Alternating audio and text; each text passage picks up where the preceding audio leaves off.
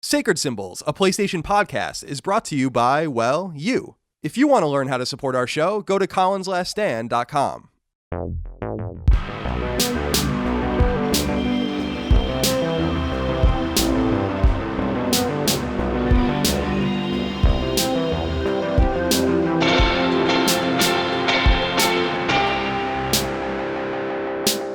Greetings and salutations. Welcome back to Sacred Symbols, a PlayStation podcast. This is episode 76. My name is Colin Moriarty. I'm joined, as always, by Chris, the unexclusive Raygun.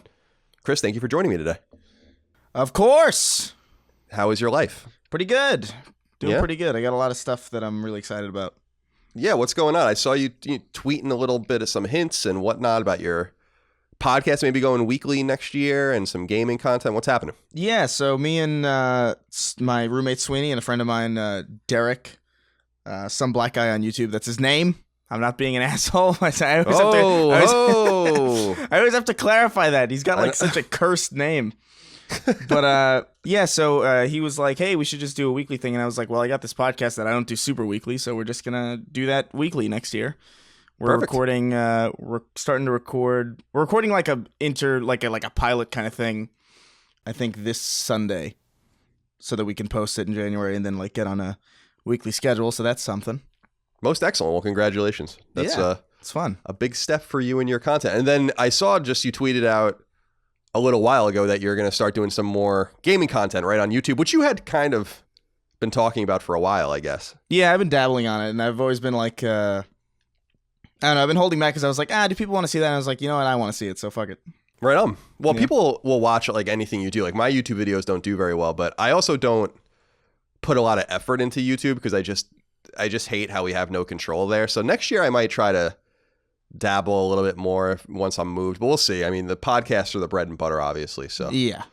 We have to stick with the Sacred Symbols, the Sacred Symbols Plus, and the Knockback. And remember, for all of the uninitiated listening for the first time, our show is supported on Patreon at patreon.com/ColinsLastStand, where you can get early ad-free access to every episode of the show, the ability to submit your questions, comments, concerns, thoughts, and ideas to our show, and of course, the little golden nugget buried in there, Chris, which is Sacred Symbols Plus that everyone's really enjoying. Sacred Symbols Plus is our weekly Patreon exclusive supplement to Sacred Symbols, where we talk about all sorts of different things. Last week, I did a fun mailbag where I went through and took some of your questions, comments, concerns, thoughts, and ideas we were not able to fit into other shows, and we had a nice conversation about all sorts of different topics. And this week, we're going to sit down, I think on Thursday, and record the Fallen Order spoiler cast. I still have to beat the game. Yeah. So I have to keep moving.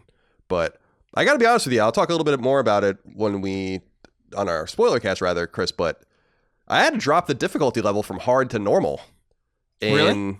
Fallen Order. Again, it's one of those games. It reminds me a little bit of Sekiro, where, I mean, it's not nearly as like Sekiro in many ways. I like this a lot more than I personally like Sekiro, but I just want to brute force you give me a lightsaber, just let me hack and slash away, you know? Yeah, no, exactly. So I felt, but what's interesting about it is that they kind of give you, it's like Jedi Master, Jedi Knight, whatever these difficulty levels are. And then they give you these 3 little sliders that show you this is like how much energy enemies are going to, or how much damage they're going to do and all that kind of stuff. And I feel like it was too hard on hard and it's too easy on normal. And there's like nothing in between for me. Yeah. So a little bit of a drag for Colin Moriarty, a little bit. But remember to tune into that if you guys are interested. And we have some other spoiler casts that we've put up recently, including Control, which we're going to talk about in a little while, actually, and Death Stranding, which people really enjoyed as well. So thank you for your support over on Patreon at patreon.com/ColinsLastStand. I also have to remind you, since it's the holiday season, you can buy Colin's Last Stand merch, including Sacred Symbols merch. Just go to colinslaststand.com for links to that. And do keep in mind that if you cannot afford CLS merch but still want to give yourself something or gift something to someone, as long as you're not making like a profit off of it, our logos are made available in super high res. Go download them. You can just search on Google for the Patreon post that has them attached. Make your own merch free of charge. No big deal. We just want you to rep the brand, so we appreciate you very much. Chris, did you ever use the site GameRankings.com? You ever use that site? I think like a couple times. Yeah. I don't know if you saw this, but it's gone. It went away. CBS Interactive, which is also the owner of Metacritic. CBS is also the owner of GameSpot and a bunch of other properties.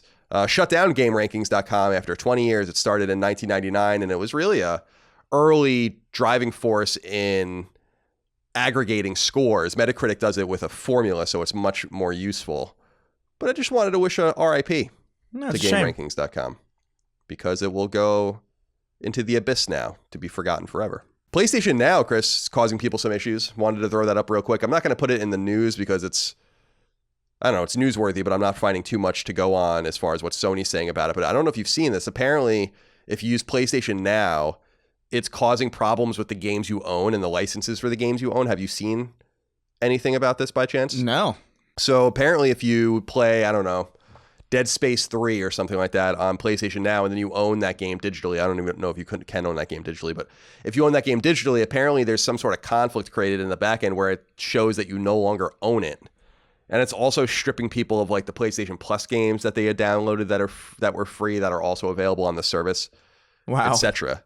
So some issues going on there. If you guys are experiencing any issues, stay tuned.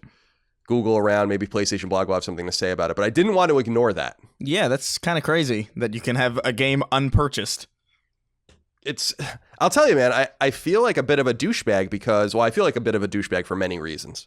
But in this particular reason, or in this particular case, I feel like a douchebag because I wasn't really that worried about the digital future in terms of licensing and losing games. And a lot of people over the years have been kind of sounding the klaxon saying, hey, man, these games aren't going to be available forever and you're going to get fucked and you're going to lose your games. And there's nothing better than owning a physical disc because you can just put it in the console. But these things keep coming up where I'm like, oh, maybe they're right. Yeah. Maybe they're right about this horror show. I mean, they probably are. But I mean, at a certain point, you're going to have discs that don't have anything on them, really. I feel like is what's going to happen. You're going to have discs that act as like kind of like a key. Right. You know, which is something I think that already happened with like Hitman and The Walking Dead. Half of like the 2/3 of Spyro. Right. That's true. That's a good point too. So you're right. But I did want to, just to tip my cap to the other side. I wanted to let them know that I was reading that, and hopefully that is ameliorated very soon. Now let's get into some questions, comments, concerns, thoughts, and ideas in just a preliminary fashion, if you don't mind, Chris. Of course. Alex Landry wrote into us and said, CNC Podcast Factory, per Jedi Fallen Order, first is a correction that the game takes place between episodes 3 and 4. Colin said between episodes 2 and 3 in last week's regular episode. I'm not mad. I'm just disappointed. Sorry to let you down, Alex, but the letdowns continue because Ben wrote in and said, you also stated that there was no blood in Star Wars until episode 5, but there was actually quite a bit coming out of the severed arm of the Ponda Baba in the cantina in episode 4. Now, you say you're a fan of the original trilogy, so this omission makes you a fucking casual. Now, I hear you. You're right. You're absolutely right. But doesn't this also create a problem for us, Chris? Because we were talking specifically about why there's no blood in Fallen Order, and we were saying, well, the lightsaber must be cauterizing everyone's wounds. But Obi-Wan Kenobi is the one that did the damage to Ponda Baba. So I don't know. I just wanted to throw that out there that I don't know. I don't know what's going on here. Fucking nerds. Bunch of fucking dorks. Thanks for taking the time to write in. Probably went back to bed after you wrote that, didn't you? Probably took your phone and wrote that in and then just rolled over and went back to bed, didn't you, Ben? Just lost consciousness. I mean, when he's right. But it still doesn't make any sense because now it throws into all these problems about like, well, why wasn't Ponda Baba's wound cauterized in the Mos Eisley Cantina? Ooh, yeah. It's a bit of a problem, isn't it? Doesn't really make any sense. No. Christian Coulter wrote in and said, oh, I'm sorry, Chris. What did you say? No, I was going to say Star Wars is kind of a mess anyway. Yeah, that's true. Yeah, well, we all agree episode 8, I think, ruined it for a lot of us. Well, maybe we're going to find out now about all the people that don't agree. Yeah. That episode 8 ruined it. See, I don't know, man. Episode 8, I don't understand how you can watch that episode and walk away. I can see how you walk away thinking that was fun or there was like interesting parts of it, but from a Star Wars fan's perspective, it kind of ruins a lot of stuff. It's a little weird to me how much I feel like it's like almost a part of the culture war now about if you like episode 8 or not. Yeah. If like you're woke enough or whatever the case might be. And episode 9, I'm really interested to see because they've already announced that the 3 core characters of whom no one gives a shit about, that being, what is it? Poe and Finn. And what's Ridley's name? I don't even remember anymore. Ray, right. it doesn't seem like anyone gives a shit about these characters, and they already announced that they're not going to be in like any other spin-offs or anything. So they've tried to make this trilogy of iconic movies that seems to have fallen flat. And so I guess I get the last laugh, don't I, Ben? Don't I, Alex Landry? Jeez, man. Gotta calm down a little bit. All right, let's see. Christian Coulter wrote in and said, Dear Colin, are you okay? The last episodes, your voice changed. It was calm to the point of freaking me out. I could feel no anxiety or angst in it. Blink twice if you need help. Well, I could be blinking and you wouldn't see it because this is a audio podcast, Christian, but I appreciate the input. And I think people had feedback that I was a little more soft-spoken the last 2 episodes. I was recording it in, a random bedroom in my mom's house. So I guess I didn't want to be rude. I don't even know if anyone was home. Maybe I am just calmer when I'm not in Los Angeles. Yeah. I don't know. Yeah, you were softer spoken. It was weirding me out. Oh, interesting. You Honestly. didn't say anything about it. You didn't give me any feedback. I thought what happened was like maybe the mic that you were recording through Zencaster with was just further away. Oh, that could be it. But I guess it wasn't. But Yeah. I guess that wasn't it. So I guess that can't be it. Whoops. Well, I guess I'll try to project a little more. One of the big problems is that I'll work on this when I get there in January, but the rooms aren't treated like Chris's bedroom is treated or like my office is treated with a bunch of foam panels and stuff to stop the echoing and the feedback and all that kind of stuff. So also being softer spoken cuts down on reverb and all that. Although a lot of that can be cleaned up and is cleaned up in post by Dustin, who otherwise doesn't do anything. So we appreciate your input. Joshua Galagos wrote into us and said, cookies and cream. I don't like that. Yeah, I don't like that either. Well, because who's who? Yeah, Who's that's cookies? like that's too much. That's too much for I'd me. like to think you're cookies, I think. Why? Why am I cookies? I don't know. That's exactly the point. This is the problem that comes into whenever one of these kinds of names comes in. Yeah. It's like there's no logic to this. Well, it's not like it's kind of a Hobson's choice because you can either be cookies or you can be cream, but I don't feel like you want to really be either of them. Yeah. To be honest.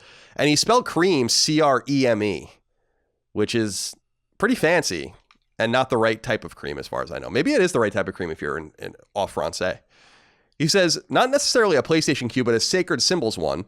Will you guys be planning any fan meetups or convention panels in the future? After the PAX debacle, surely there's still interest in the community to connect with all of you in some direct format. Are there any plans for such a thing? Will you and Chris ever see each other in person ever again? Or will Chris simply become a ghost-like specter that appears on your screen once a week? I don't even see him on my screen, so for all I know, I'm talking to like a robotic voice. Yeah, like the computer like an in war AI or games. something. You know, I have this theory that Stephen Hawking died years before he actually died. They had like a little Weekend at Bernie's thing going on with his body. Well, I feel like it could have been pretty. If there was anybody that could easily be Weekend at Bernie's, it would be Stephen Hawking probably. That's true. You know, he's got a speech to text voice. He doesn't really move a whole lot.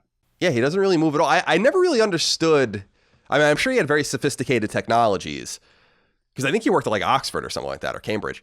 But how was he even in really eloquent, crazy shit would come out of that computer voice? Yeah. About like the nature of the universe and the nature of man and life and all this kind of stuff. But I'm like, but you're not moving.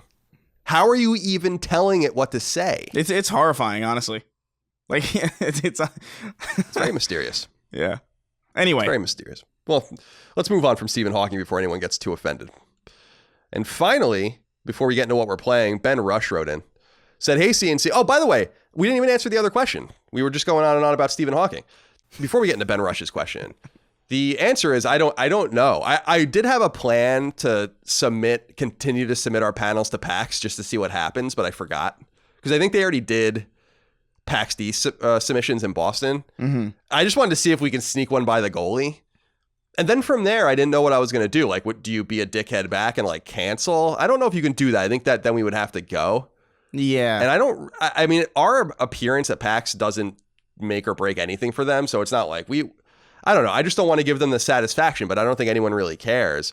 The answer is I don't know. I don't know what we're going to do. I'm sure Chris and I will see each other again. Chris actually has to come and pick up. He's going to take my bass. Yeah. So you do have to come pick that up. So I'll see you at least one more time. But otherwise, I don't know what Chris's, ethereal nature is going to be moving forward. He'll be some sort of specter from the past, perhaps. I like being a specter. Yeah. I like that premise. It's undefined. You can be whatever you want. Ben Rush wrote into us. He said, hey, CNC, Not sure if any of you guys have seen anything about this game, I Am Jesus Christ, but I thought I'd share the wonderful write-up. So this is the write-up for the game, and we'll talk about it. Become Jesus Christ, the famous man on Earth, in this highly realistic simulation game. Pray like him for getting superpower. Perform famous miracles like him from Bible, like casting demons, healing and feeding people, resurrection, and more in I Am Jesus Christ. And then he says the trailer is worth watching too. Serious Life of Black Tiger vibes. I did see this come through. This is a PC game for now. Yeah, it's also coming to iOS, I believe. Now, I don't get Life of Black Tiger vibes from it personally because Life of Black Tiger is impossibly bad. And this doesn't look impossibly bad, like a game that you can't even believe exists. Yeah. Now, I can't believe this game actually exists from a creative standpoint. But what do you think of this I Am Jesus Christ game? Oh, I love that this is real. I don't know how I feel about this. It looks like one of those, like, you know when you see like a fake game in like a show or like a movie and it looks like obviously just kind of like a CG render of something that, yeah, I get those kind of vibes where this looks like just sort of like a fake thing for a TV show, but it's real and it looks just so insane. Like, there's so many, like, it's like first person and he's like looking at both of his hands nailed to the cross and it's like, what is this? Like, well, I guess he is the famous man on Earth, so. He is. It's not, maybe the write-up really is bad, but he is indeed the famous man on Earth, and you could perform miracles like him. Now, I like they do go out of their way to capitalize him in the write-up, which I appreciate because we are talking about the Son of God. But, yeah, I don't know. I mean, I would love to see this come to PlayStation 4. I don't know if Sony would publish it. I don't see why you wouldn't publish it, though. Yeah, it doesn't seem offensive. No. It just seems bizarre. And there's plenty of bizarre things anyway, so. It's certainly weird. It certainly doesn't make a whole lot of sense. I'm actually surprised it's taken this long for us to get a Jesus game, considering how famous he is. I know. That's a good point. Yeah, we haven't had... I mean, there were those late NES games by, like, Bible Adventure or whatever. By LJN or something. Yeah, it was. They were like these unofficial. I think Wisdom Tree was the name of the studio, and they put their games on like these light blue cartridges and stuff. But they were unofficial because back in the NES and SNES days, the Nintendo Seal quality and all of that, they wouldn't let religious stuff through the gate. So it's not a huge surprise, I guess, that those games wouldn't appear then officially. But we're much further along now. Yeah, and you would think that they would want to do something about it. But nonetheless, I Am Jesus Christ. Look forward to that. I think it comes out in the coming weeks. Now let's talk about what we're playing on actual PlayStation 4. I see here that you have been playing Fallen Order. I have too. I don't know that we have much more to say about it. I mean, I'll throw it to you, but we're going to do the spoiler cast. So is there anything you want to say more widely? I feel like it's, I like it still, but it's, I keep sort of losing steam on it as I keep going with it. I think it's just one of these kinds of things where it's like the license is just not enough for me to get over some of the problems with it. And I've noticed just like there's a lot of like weird, just basic problems. Like I feel like I hitch a lot, and like I feel like there are sometimes where I'll go through like I'll be in an elevator and then the screen will like freeze for 5 straight seconds, and then it'll load the next part of the level, and it's like it's starting to grate on me. But it's still like I don't know, the game that's there is good. It's just very unpolished, I guess I would say. Yeah, that's the perfect way to put it. I think it's unpolished too. And it's funny because I experienced the hitching for really the first time on a certain planet I went to I guess it might be a spoiler that the planet's even in the game. I don't know. But so yeah, I experienced that too. And it's nerve wracking because when that's happening, the save icon appears in the bottom right hand of the side of the screen. So it's like, are you about to corrupt my save in the process of freezing the game? Like I keep waiting with bated breath. Like I hope the game keeps going because if it stops like this, then my save's probably going to get corrupted.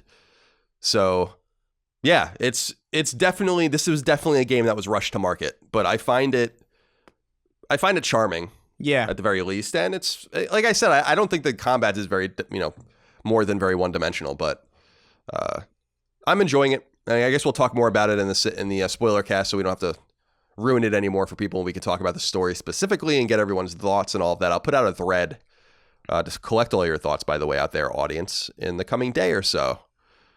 Otherwise, Chris, I'm playing Civilization 6. Couldn't help it. Had to download it, had to play it. Came out to PlayStation 4 last week. It's funny because when I started playing and I'm like, oh, I don't like this interface at all. I was reading some reviews actually, which I almost never do for games, just to see what people thought. And people really liked the port and thought the controls were really good. And I was like, I don't really get how these controls work, but I eventually got it. Civilization's one of those games that I've played for hundreds of hours at this point. Yeah. On PC, where I still don't really know exactly what I'm doing in the game. Right. Yeah. That sounds like a real-time strategy. Yeah. It's like, it's so strange in how deep it is, where I'm like, I don't know how to play it any other way than to play it the way I'm playing it. And that's been the way I've always been. Like, as you take various turns in the game, you invest your science points and your culture points and stuff, but I'm always aiming at the stuff that's most attainable. So like, you want to learn how to write before you learn how to like make aircraft or whatever the case might be. And it's easier to do that. I mean, that's an extreme example, but I find that I wish I understood the game more. I've like read so deeply about it too, where I'm like, we talk about EVE Online sometimes where it's just incomprehensible. I don't think Civilization is anywhere near that, but it's somewhere in that space where I'm like, there's so much going on in this game. I'm just playing, but I don't really understand the consequences for what I'm doing, I guess is what I'm saying. Yeah. So, that's how I feel about real-time strategies in general, even the ones that I do like. Let's see here. Oh, by the way, I noted also you didn't put on here, and I guess it's because it's not a PlayStation game, but you've been playing Halo. Yeah. Right on. So how's that going? Yeah, so they brought it to PC, and it's beautiful. It's great. It's lovely to see all these people playing it again. It feels kind of weird because I played Reach when it came out, which is the one that they've just put out. I played it when I was I think sophomore in high school, maybe a junior. So like I feel like I'm experiencing the popularity of it as an adult, as just like I did when I was like a teenager. So it's like it's super weird. But it's a lot of fun. I like it. It's nice, to say the least. All right, Chris. Well, that sounds pretty good if you are a Halo nerd.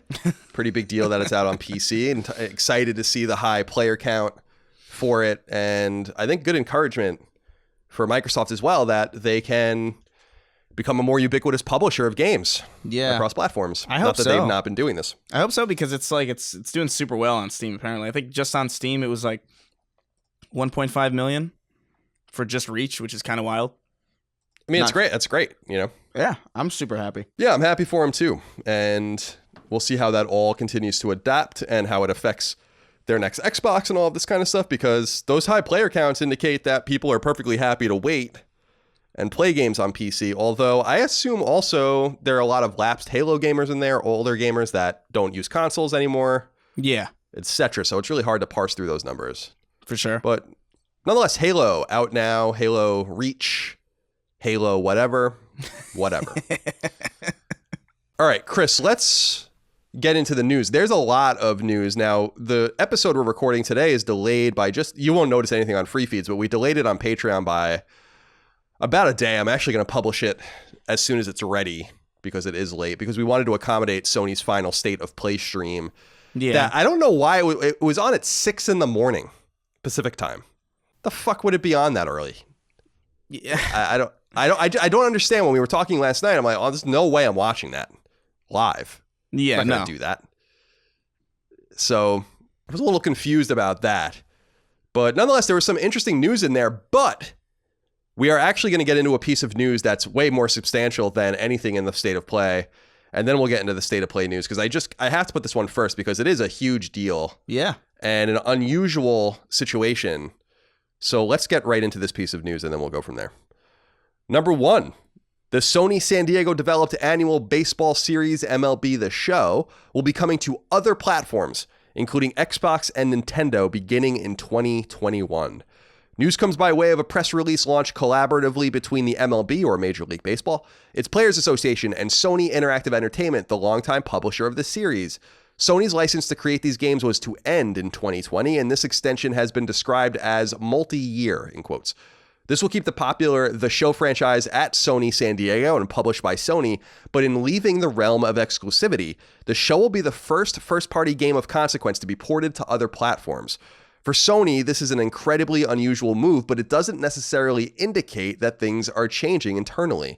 The show is a sales blockbuster year in and year out, and it's entirely possible MLB and other forces gave Sony an ultimatum: bring the game to other platforms or find the license given out more freely. Everyone wins in this situation, however. Sony continues to publish the game. One of its studios continues to get years' worth of work, and it will gain publishing fees for every copy sold on other platforms. While it's probably not what Sony wanted, it's probably what they had to do. MLB The Show began on PS2 and PSP in 2006, but the exclusive MLB franchise on PlayStation, once called only MLB, goes back to 1997 on PS1. Jeff Yeager wrote into us and said, Chocobo Colin and Cthulhu Chris, long-time listener, first-time writing in through Patreon. Thank you. Appreciate you. With the news today about MLB The Show coming to other platforms, I wonder if you think Sony might be making a similar strategic move as Microsoft in distributing its first-party games across multiple markets in an attempt to widen its money or software at the expense of hardware. Or do you think this might be an exception in that MLB wants to distribute a quality title as widely as possible, since Xbox and Nintendo have only gotten B- tier baseball games? Thanks for all that you do. Chris, what were your thoughts when you first saw this? Because this kind of was just shit out by the MLB PR Twitter account. Yeah. So I didn't see it until people started tweeting it at me. But this is a surprising piece of news, but I have a lot of caveats in it. Before I even get to that, though, what do you think?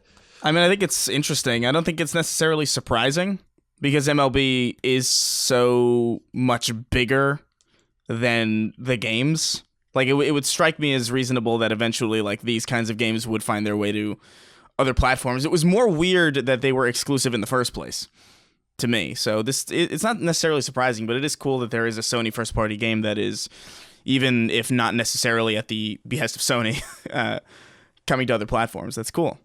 I think we're living in a very weird kind of multi-platform future, and I think that's honestly just going to keep happening.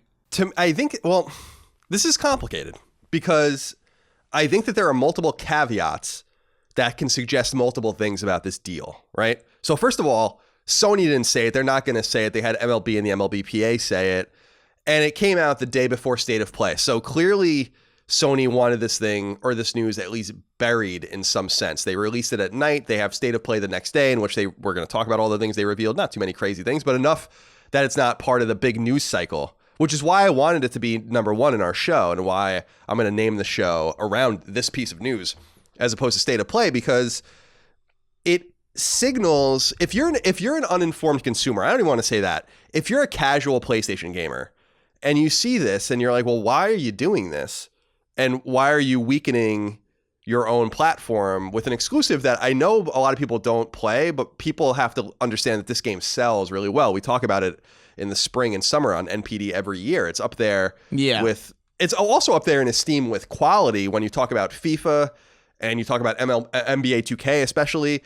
The show is considered one of those high pantheon, high tier sports games. And I agree with you. It was always interesting to me that it was exclusive, but it was exclusive because Sony could make it that way. They got the license. Yeah. They've had the license for all of this time. Sony San Diego started developing the game in 2006. Before that, it was like in like this other Sony, kind of this defunct Sony first party collaborative studio. And with PSP and all this kind of stuff, it was interesting. And by the way, Sony San Diego created an exclusive NBA game, people might recall, for a little while on PS2, PS3, and PSP. So Sony was trying to keep it on their platform. But what's interesting about MLB that people have to understand is different than the NFL in that the NFL license with EA is exclusive. That's it. The NFL has an exclusive deal, and they make exclusive deals with everyone. They have all sorts of exclusive deals, exclusive streaming rights with DirecTV and all that kind of stuff. With the MLB, other people can have the license, as far as I can tell, because there were baseball games on Xbox 360 from 2K specifically. And then at some point, MLB brought internal their B-tier baseball game development. We talked about it just a few weeks ago with RBI Baseball. That's made internally by an MLB-owned studio, and MLB publishes that. And then they have like these other management sims and stuff, but this is the only licensed AAA baseball game. And so what I assume happened, and again, this is all conjecture, I don't know, but I think you can read between the lines. MLB probably went to Sony and said, it's time to renew the license. We are not locking this game to this console anymore. So you can continue to develop it and publish it, but you need to bring it to all the other platforms. And I assume that's what happened. And Sony was like, well, we either have the opportunity to lose this license completely, which will fuck Sony San Diego, who only makes these games, and we lose all of the licensing fees and we sell millions of copies every year. Are we really going to lose by having to bring it to Xbox One and have a Sony splash screen when you turn the game on? Are we really going to lose by bringing it to Switch and having a Sony splash screen when the game turns on? And I assume that they went back and they talked about it and they said, hey, we have no choice but to do this, and it might not work out too poorly for us. We don't own the MLB license. We own the show IP. And that's the big difference. And that's why I think that this might not be a big deal. Yeah. As big of a deal as people think it is. No, it certainly isn't. I don't think... I mean, if I was in charge of Sony in any capacity and they came to me and said, hey, and they gave me this ultimatum, I'd be like, yeah, sure, all right. Because you're just making money at that point. You're just going to, oh, okay, I guess we'll just make more money. Whoops. Right. Nobody's lining up on launch day for the PlayStation 4 for the show, I don't think. I think people buy the show because they have PlayStations. I don't necessarily think it's like a system seller. No, I don't think it is either. I think that there's probably a small contingent of PlayStation owners that became PlayStation owners because their favorite sport is represented best on the console. I don't think there's any doubt about that, but I agree with you. I don't think this is a strong contingent of people. I think that it's, if anything, this is going to make MLB the show dominate in a way that NBA 2K probably dominate like NBA 2K does, simply by being more ubiquitous. And I understand how this stings. If you're like a really partisan fanboy or whatever, this is a stinging moment for you because this is the first time a first-party studio, and we're differentiating between first and second-party studios. These are different things. It's the first time a first-party studio AAA game has been brought off of PlayStation, as far as I know, ever. And I'd really have to go back. I mean, I've been thinking about it for a day. I can't think of anything. In first party when Sony owned the studio. Obviously, studios like Sucker Punch and Naughty Dog and Insomniac made games for other platforms before they were owned. But the caveats aside, I think that this is a smart move, but I think this was the only move because here's the other side of it. If I'm right? And Sony says, no, we're not doing that. MLB says, fine, we're giving the license to EA or 2K or whoever, and you lose. And you can have the game as a third-party game on your console, but what does that do to Sony San Diego? Yeah. What does that do to the revenue that they rely upon from that game? So I think they had a gun held to their head. I'm going to be perfectly honest with you. Yeah, but it doesn't seem like a bad gun. No, it's like a pop gun. It's like a pop exactly. Gun. It's like one of those party. It's like one of those like party things where you blow in it and it unfurls or whatever the hell. What are those called? Yeah, that's exactly right. That's exactly what I was picturing in my head. See, even though you are a specter, we are mentally synthesized. And so, yeah, we'll see what happens. See, because I think people are looking at this through the lens of like, well, Death Stranding's going to PC, and there's these rumors that Horizon's going to go to PC. First of all, that Horizon rumor is unfounded. Maybe that's going to happen, but I don't see why that would happen. And we can cross that bridge if and when we come to it. But Death Stranding, people have to remember, Death Stranding is its own thing again, because this is a second-party game, and I wouldn't be surprised if when Sony and Kojima made that deal very quickly in 2015, as you might recall, very quickly, that they were like, Kojima was like, we want the game on PC. And they were probably like, fine, whatever, just sign the paperwork. And then we'll worry about that later. Yeah. And so you can't, and obviously the Quantic Dream trilogy has come to PC. Journey has come to PC and Flower, I think. But again, these are all second-party games. So this is a pretty historic thing, and we'll keep a close eye on if this happens to others. Because again, this isn't like the game's coming to PC. It's coming to the other consoles, and they talked about it very vaguely. Sony's so fucking petty that you know that they wouldn't let the MLB use Xbox or Nintendo, so they have to say like other platforms. Yeah. But Phil Spencer immediately tweeted out about it. I think Nintendo acknowledged it. So they basically just told everyone what they already knew internally. What did he say? Like no more away games, I think was... Oh, is that what he said? Yeah, that's what Phil Spencer said. Yeah, it's great. I mean, I think it's good news because it gives people on other platforms a little taste of what Sony can do in the first party. And that's not a bad thing. And I think this is much better than saying we're losing Spider-Man or we're losing... And by the way, Spider-Man, it was a second-party game. So I guess it would be kind of similar. They're first party in studio now. But nonetheless, we don't want to get in the weeds. Congratulations to Sony San Diego. They're going to make a lot of money. Yeah. All right, let's get into all the state of play stuff now, Chris, that has been released. The stream was about 25 minutes long, maybe a little less than that. Yeah, it was about 20 minutes. And yeah, there was some interesting stuff in there, including this, number 2, Media Molecule's long in development creation tool / game Dreams is finally releasing on PlayStation 4 in its finalized form, and it will be doing so on the release date previously leaked, which we discussed on the show some weeks ago, February 14th, 2020, which is Valentine's Day. Dreams has been in development for an astounding 8 years or so, and it was one of the very first games ever shown off for PS4 back at the PlayStation 4 reveal event in New York City in early 2013. In April, earlier in 2019, the game entered so-called early access, which you had to pay $29.99 for. We did that. We have a Let's Play up for it. If you were in the early access period, your version of the game will be updated for free. Others will have to pay to get in. Chris, what do you make of this? Because I was really intrigued by this trailer that they put out, in which I felt that it looked so schizophrenic that it really reaffirms what I think about this game, which is it's going to bomb. Well, this game is going to bomb. I don't know. I think it looks... The showcase of it is look at what you can make in this. And some of it looked really cool, and then some of it looked exactly like some of the janky stuff that we played in our video on it. I think this is one of those niche games that they're just kind of sending off into the wilderness and just hoping to God it finds some footing. I don't have much confidence in Dreams as a PlayStation game. I think this is a PC game that is bafflingly on PlayStation. I just don't see the... I don't know. I could be wrong, and maybe I'm just like a bit pessimistic about it. But this feels like it's just on the wrong platform. Like, entirely. Chris is baffled, everyone. Another baffle. Now, I agree with you. I wonder if this game will come to PC. I feel like it has to come to PC. Well, they said it would, right? Didn't they say it? I thought they did. But then in the trailer, there was two interesting things about the trailer, which was they didn't put an SIE logo in the front of it, which I thought was weird because they do that with literally everything that they publish. Yeah. And there was no Media Molecule logo in it. There was a Media Molecule logo when they did the little slider as like the presentational thing when that woman's speaking and talked about them. But that was one thing that I noticed that was interesting. It seems like Sony is unbranding itself from this game in some way. Maybe I'm just reading into it too much, but I'm a student of Sony and a student of PlayStation, and I thought that was interesting.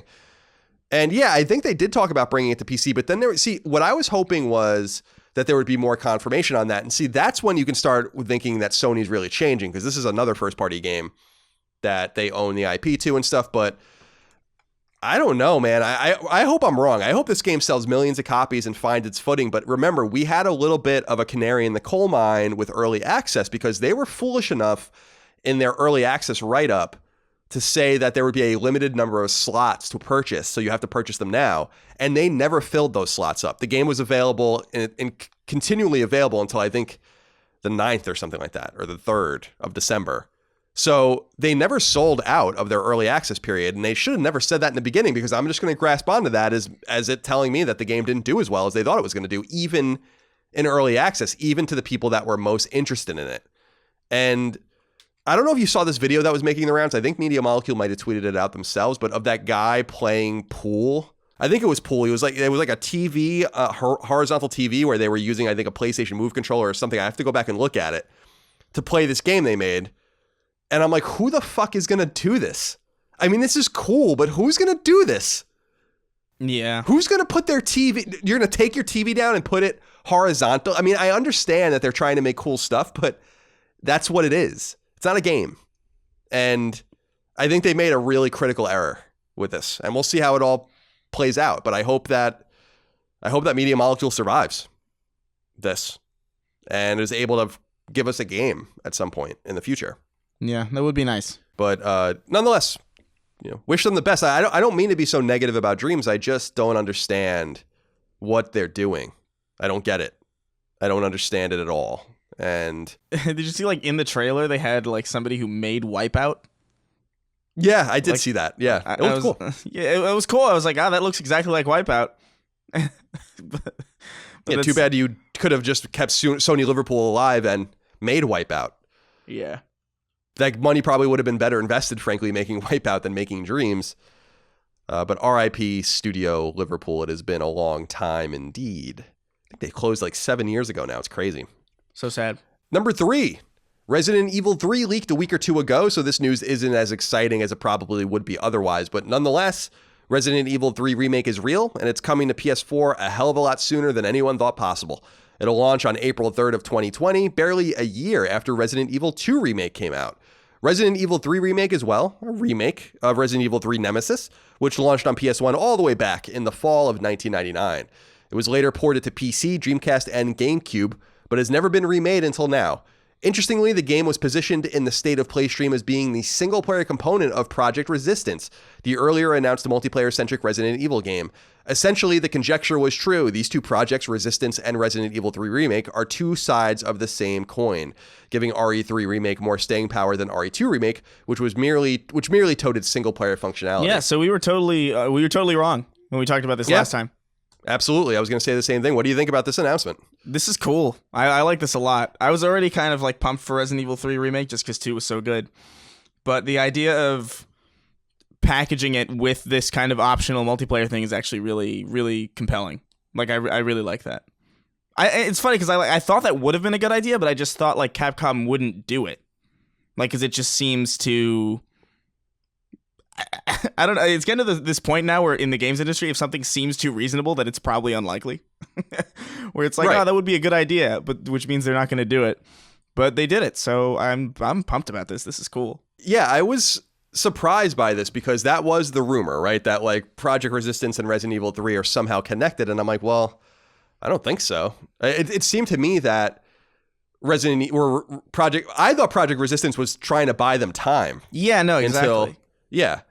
So with Resident Evil 3, I couldn't believe that it's going to be ready so soon. And so the other rumor that's making the rounds now is really compelling that these two games, Resident Evil 2 Remake and Resident Evil 3 Remake, might have been meant to be part of the same package because one is available so much quicker than it probably should be, indicating that it was deep into development by the time Resident Evil 2 Remake came out, and they might have split them up at some time in development to have them already a year apart. But Capcom is, I've said this already, I don't want to be redundant, Capcom's in a renaissance, and it's really exciting that Nemesis is coming out, because I actually think that when you think about the original Resident Evil and you think about 4 and you think about 7, 3 is kind of one of the ones that's lost in the mix a little bit as not being one of the most beloved Resident Evil games. And so I think giving people another chance, I haven't played it in almost 20 years, probably. I think I bought it on GameCube, so I probably played it in 2002 or 2003, around the time Resident Evil 0 came out. Yeah. So we'll see how it all shakes out, but I'm really intrigued by the quickness that we're getting it, by Resistance's inclusion in the game, and I liked how they positioned it, like we discussed in the trailer, saying like Project Resistance's single player campaign. Like they made it seem like it would have been so much cooler if this didn't leak. Because the way they positioned it in the trailer would have been really neat, Yeah, that is a real shame. But it leaked. I mean, it's their fault it leaked, because as far as I know, it wasn't this is one of those ones where I don't think it was a retailer leak. I think this leak came from Sony itself. I think this was published. The imagery was published on PSN in some territory, so they fucked it up themselves, which is not incredibly common, actually. It's usually Amazon's fault or something. Like Shop2, the British retailer, is the one who leaked Dreams' release date. That's how we knew that it was coming. Number 4, at State of Play, Square Enix showed off its kinetic new action RPG called Babylon's Fall, which it's publishing on behalf of Japanese studio Platinum Games, the team behind Bayonetta, a bunch of Star Fox games, the Square Enix published Nier Automata, and much more. We're going to learn more about it this summer. Likewise, Sony also showed off the second-party Ilphonic-developed game Predator Hunting Grounds again, this time with a release date. The asymmetric game is set to launch on PS4 on April 24th, 2020. Both Babylon's Fall and Predator Hunting Grounds appear to be PS4 console exclusives, but will also come to PC either at the same time or shortly thereafter. It is worth noting that Predator is Sony published, so that is a big difference. So Babylon's Fall could conceivably come to console in a much easier fashion, but as far as I can tell, it's only PS4 and PC right now. Do you have anything to say about these games? I thought Babylon's Fall looked pretty cool. It looks like Bayonetta, kind of, in a medieval setting. Yeah, it looks like a Platinum game, and those are typically pretty fun. All the time. So Predator Hunting Grounds, though, looks a bit AA from what I've been seeing from it. Like, I don't know if maybe they're capturing the footage like way wrong, but it looks, I don't know, it looks really early PS4 to me. Yeah, it doesn't look great. I agree. Yeah, I don't know. Which sucks because I love the premise of I love asymmetrical multiplayer in general. That's always a lot of fun. But I mean, if Resistance is doing that, and then this game's coming out and it looks kind of I don't know. Maybe we just haven't seen enough of it. Yeah, it's coming out. It's actually coming out after Resistance, which is Project Resistance, which is a shame for them because they're going to be compared to it.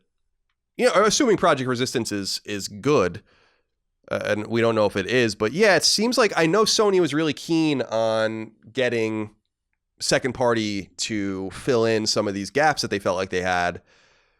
I don't know that the asymmetric multiplayer gap was one of them, unless you're doing something tied to a more beloved Sony franchise. We talk about SOCOM all the time. We'll talk about that in a little while, but and SOCOM's not asymmetric, of course. It's squad based. Yeah, I don't know. I'm really curious to see how it does. I think Babylon's Fall looks great. It's very early. Might not even be a PlayStation 4 game only. It might be a PlayStation 5 game. We'll find out this summer. I assume they mean E3. As far as, Hunting Grounds, we're going to find out soon enough. Ilphonic is making it on behalf of Sony. And I guess it's got to be... They got to have to get this thing on PC at the same time, and I assume they are, to just buff out the player base.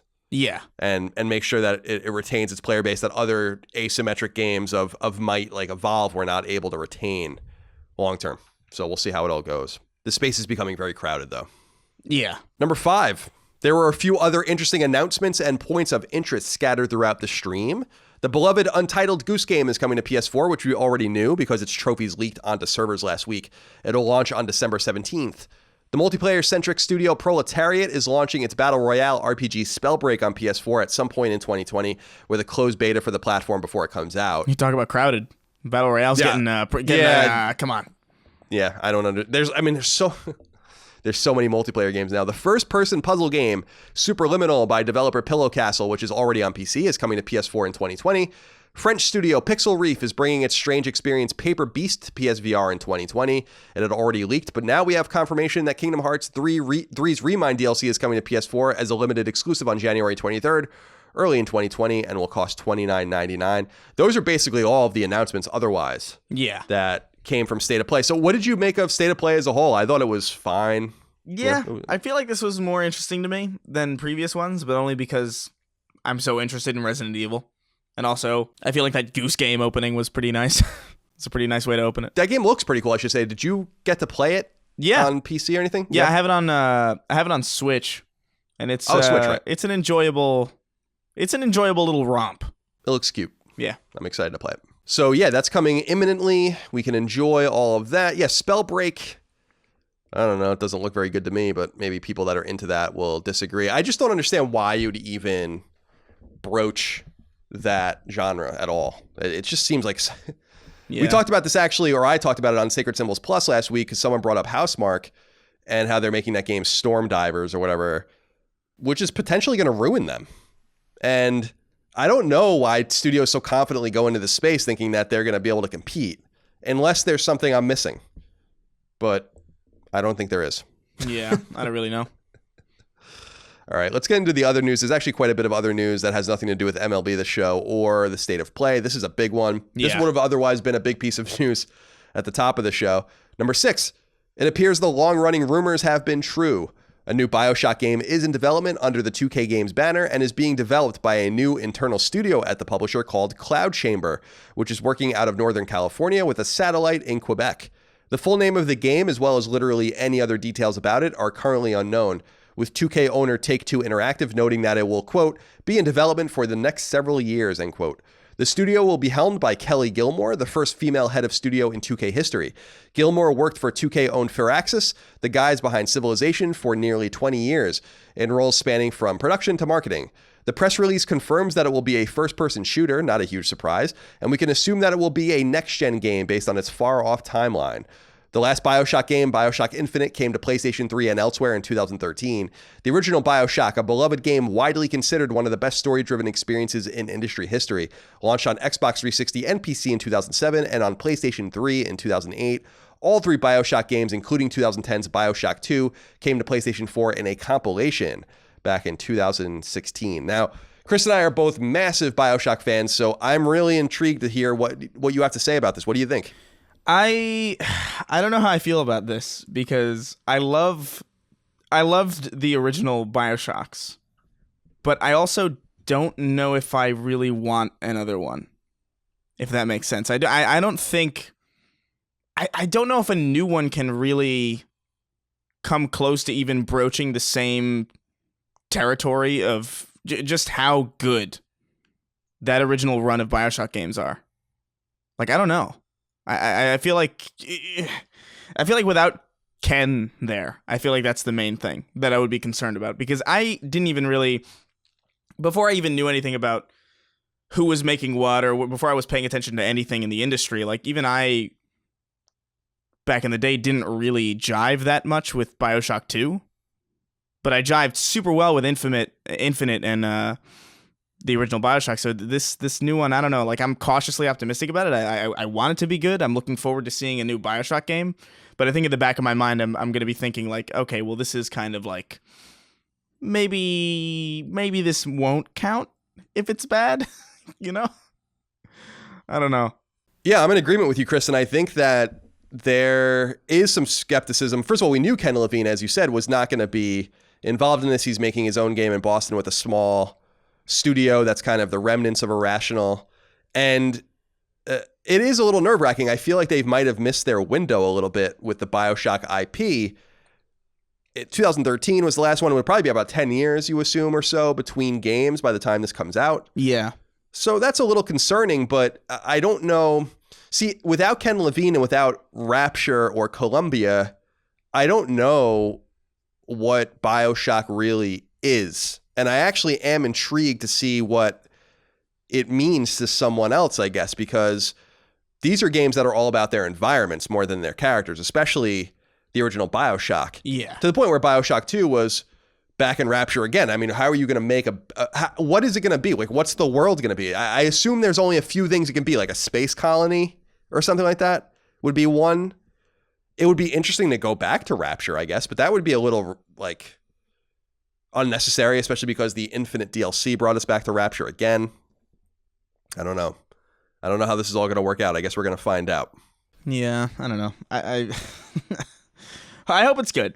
I don't like, you know, it would be nice to have another good BioShock game, but I'm just pretty skeptical. Yeah, I understand your skepticism. I think I'm so fanboyish about BioShock to some extent that I'm going to be automatically intrigued, but it does beg the question, like, you didn't decide to do anything with this immediately. It is also worth noting, and I know Jason Schreier at Kotaku's reported on this, and I've heard this too. I mean, this BioShock game has been in development for a while. So I don't know if are they like resetting development? Are they like just finalizing the studio's name? Where are we with that? Because BioShock 4 was supposed to be in development for a little while up in Nevada, which is above San Francisco, which is where the studio is. It's also where Hangar 13 is, the guys that did Mafia. So, or Mafia 3, I should say. So I think we're going to find out in the coming years. It's going to be a few years away. It does make me a little interested why they made this announcement, unless they're trying to openly hire for the game. I think that's what it was. They were trying to hire for it. It would have definitely been far cooler to just have that information dropped when it was ready.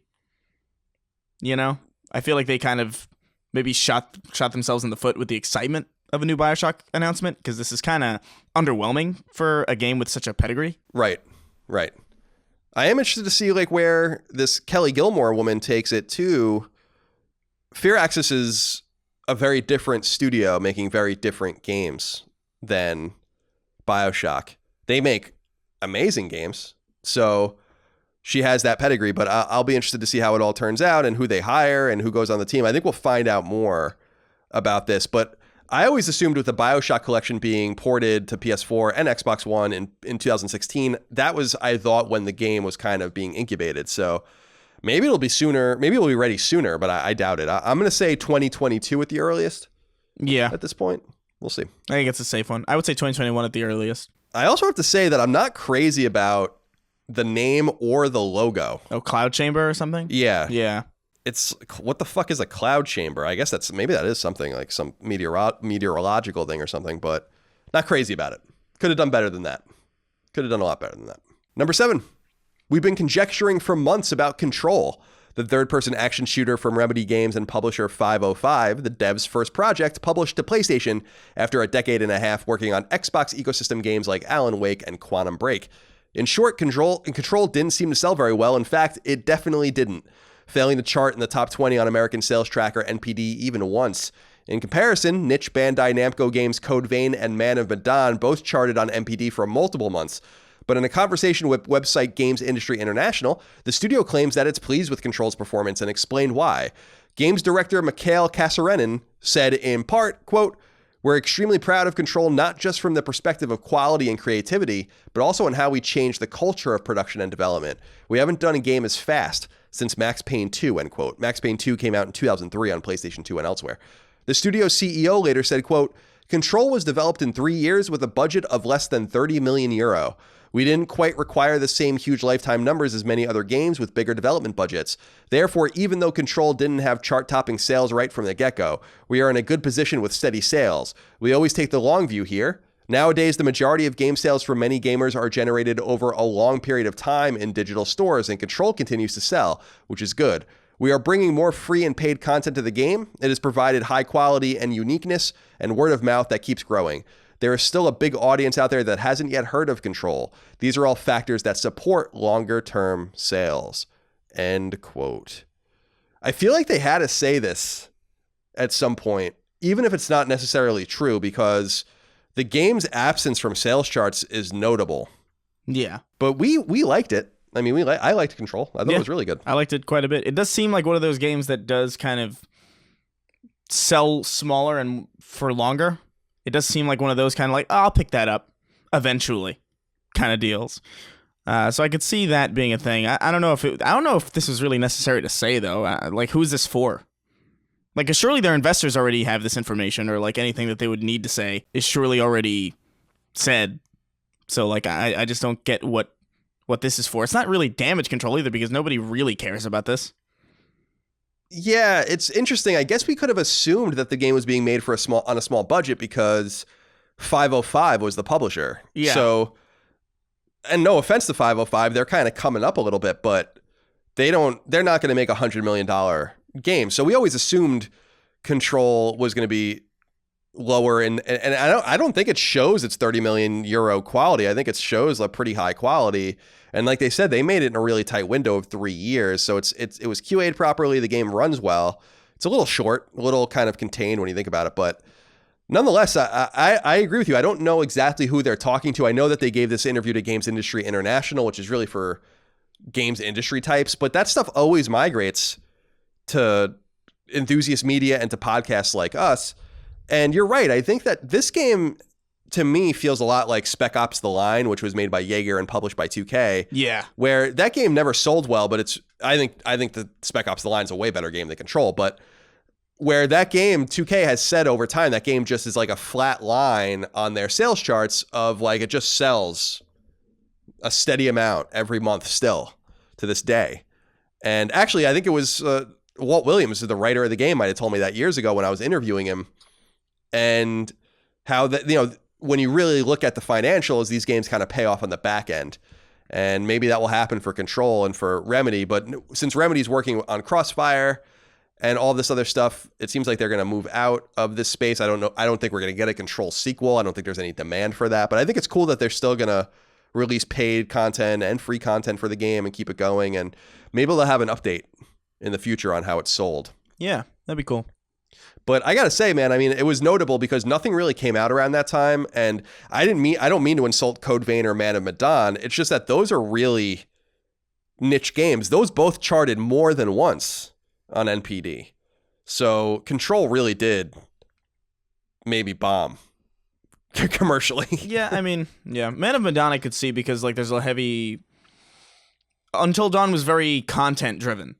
Like there was a lot of content of people like making videos about Until Dawn and streaming Until Dawn. It seems like a very streamable kind of content-rich game. So there's like a lot of free advertising in that alone. So I can see that helping it quite a bit, those kinds of games. I don't know about Code Vein, though. But yeah, no, I think you're right.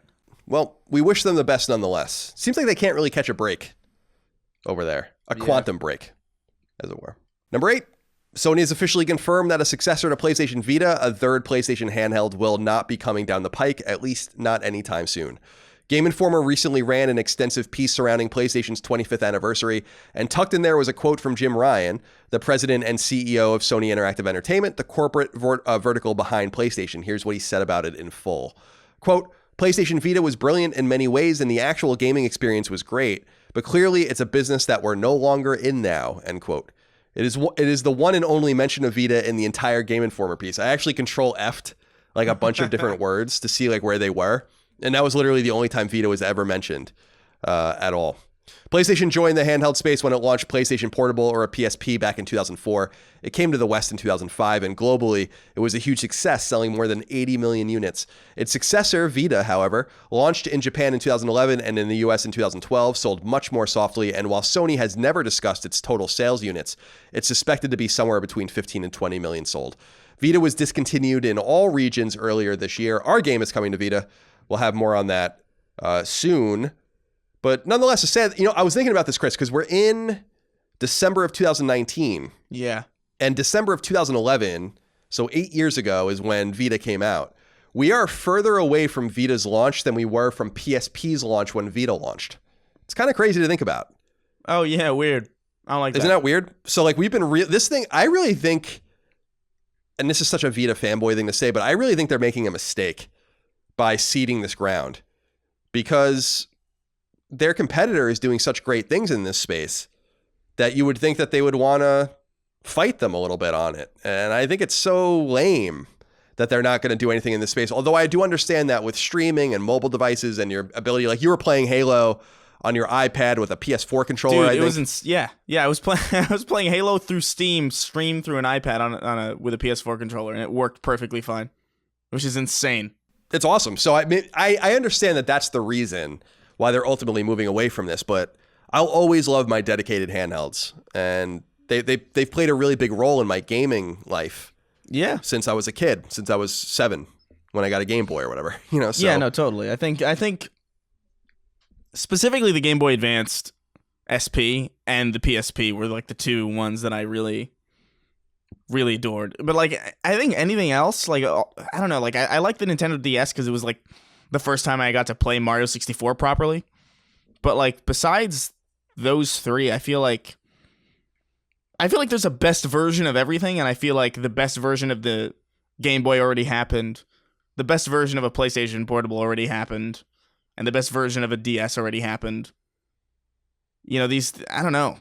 These things sort of like reach a bar of quality, and then they just sort of, even if they improve in some ways later down the line, they never seem to have the right content to really springboard it forward. Well, I think that's the big problem. I think you nailed it, because Sony was so hesitant to support Vita in a really meaningful way when they saw that the sales were low, that they abandoned it to its fate without really seeing what they could have done internally. Now, we got great internal games like Killzone, and we got Freedom Wars and these other games that are awesome, but they were few and far between, and they might have looked at it and said, like, listen, we have 15 studios or whatever, 14 studios, and we really need them to focus on PS5 and PS4 games. We don't need to split our focus and have Media Molecule make this random-ass game, and Studio Cambridge, that doesn't even exist anymore, make this random-ass game, and Big, which doesn't exist anymore. Zipper doesn't exist anymore. Vita actually killed a bunch of studios. Yeah. Actually, if you, I mean, you don't want to blame it on Vita specifically, but the last game from Zipper, from Liverpool, from Big, from Cambridge, actually not Cambridge because they made rigs on PSVR, but 3 studios were outright killed by their Vita game. So with Unit 13, Little Deviants, and Killzone, respectively. So kind of sad from that perspective. So they might look at it and be like, hey, Nintendo can have it both ways because they have this hybrid console that's both handheld and allowed to be plugged in. But I did mention, I don't know if you saw it on Twitter the other day, I'm really intrigued with the rumored specs of these new consoles, which apparently are mega powerful and will probably be pretty expensive. I don't know where this leaves Switch in terms of its getting third-party games, because nothing even runs on the console from PS4. So what are they going to do, or properly anyway? I think Alien Isolation was like the first game I had heard of in a long time that actually ran well on Switch that was native to PS4. So the opposite problem is happening too to the other console manufacturer. It's just a matter of whether it matters or not to them. Yeah. And I don't know that it does. No. R.I.P. Vita. Yeah, I think people are just impressed to be playing Witcher 3 at all on a handheld, and they don't care. It's like, oh, who cares if it's 10 frames a second? Yeah, they're just amped up. And you can't figure out whether or not that's a person or a tree. And it really doesn't matter in the world of Witcher, where a person can be a tree, in fact. And a tree might be a person. Who knows? As far as I understand it. I don't know what that means. But, Chris, nonetheless, I feel like... And so many people were angry about this when I tweeted. I'm like, first of all, there's no value judgment here. I'm just making a point. I don't think that you're going to be able to port PS5 games to Switch. I don't see how that's going to happen. And everyone's like, well, games are scalable now and it's easier and they can do... I'm like, if that were true, then why is Doom terrible on Switch? Like, what? It's just going to get worse and worse. And that's going to be a problem for Switch, I think. Yeah, no, definitely. I know, I get it. You buy it for Zelda and you buy it for Pokemon and you buy it for Mario. It happens that all three of those games are already out. So just slow your roll a little bit. Number 9. Recently on Sacred Symbols, we discussed the recent strangeness surrounding Valve-owned studio Campo Santo, including the fact that its upcoming game In the Valley of the Gods, which was supposed to come to PS4, has been completely scrubbed from its website, and that much, if not all of the staff there, actually moved over to the upcoming VR Half-Life game, Half-Life Alyx. Thanks to website Polygon, we now have confirmation that In the Valley of Gods is likely canceled and that Campo Santo is indeed working on Half-Life in its stead. A statement provided to the site from the studio's co-founder Jake Rodkin reads, quote, "To fans looking forward to In the Valley of Gods, it's probably clear that the optimistic 2019 at the end of the announcement trailer isn't going to be accurate. In the end, Valve time makes fools of all of us.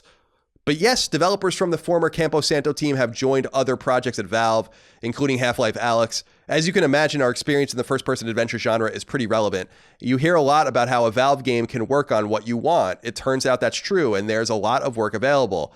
As we integrated ourselves into Valve, it became clear that there was a lot of valuable work to be done on Half-Life Alyx. Some of us started lending a hand and have since become full-time on the project as it approaches launch. Similarly, some ex-Campos are working on Dota Underlords, some are on Steam, and so on. So to answer your question, as of today, In the Valley of Gods development is on hold, but it certainly feels like a project people can and may return to.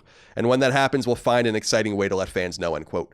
Campo Santo released its original game, the walking simulator Firewatch, back in 2016, and it announced its second game, the aforementioned In the Valley of Gods, in 2017, aiming at a 2019 release date. The announcement was a year before Valve purchased Campo Santo. There's two interesting things in this, Chris. Number one, he basically says Campo Santo doesn't even exist anymore. Yeah, basically. And I feel like this is the thing that's being underreported, because he keeps saying ex-Campo Santo, former Campo Santo team, etc. Campo Santo doesn't exist anymore. So I don't know what the fuck Valve bought them for. Well, Valve just does this. They sort of like buy studios and then integrate them into Valve. And then they're just part of Valve. Like they did this with, I believe Portal was literally, it wasn't a company really. It was just like a bunch of people making a game at DigiPen University in Seattle or something. And they were just like, hey, come to Valve and make this. And then they made it for them, and then they're part of Valve. They are this kind of Borg-like creature almost. It's kind of a shame, because Campo Santo had some spark that I didn't like Firewatch very much. I thought Firewatch got weaker the more it went, and then we talked about this a little bit on the show already, so I don't want to be redundant. But they do have a pedigree, and he mentioned in here, some of these guys come from Telltale, the Walking Dead team, and I don't know. He says that their expertise in first-person story games is relevant to Half-Life. Is it? I guess. I guess Valve sees it that way. But to buy a studio, you're right. They've absorbed them. But to buy a studio and be like, you guys are going on Dota Underworld. You guys are going to go on Steam. It's like, what? It just seems really weird. You could have just acquired this talent in some other circuitous way.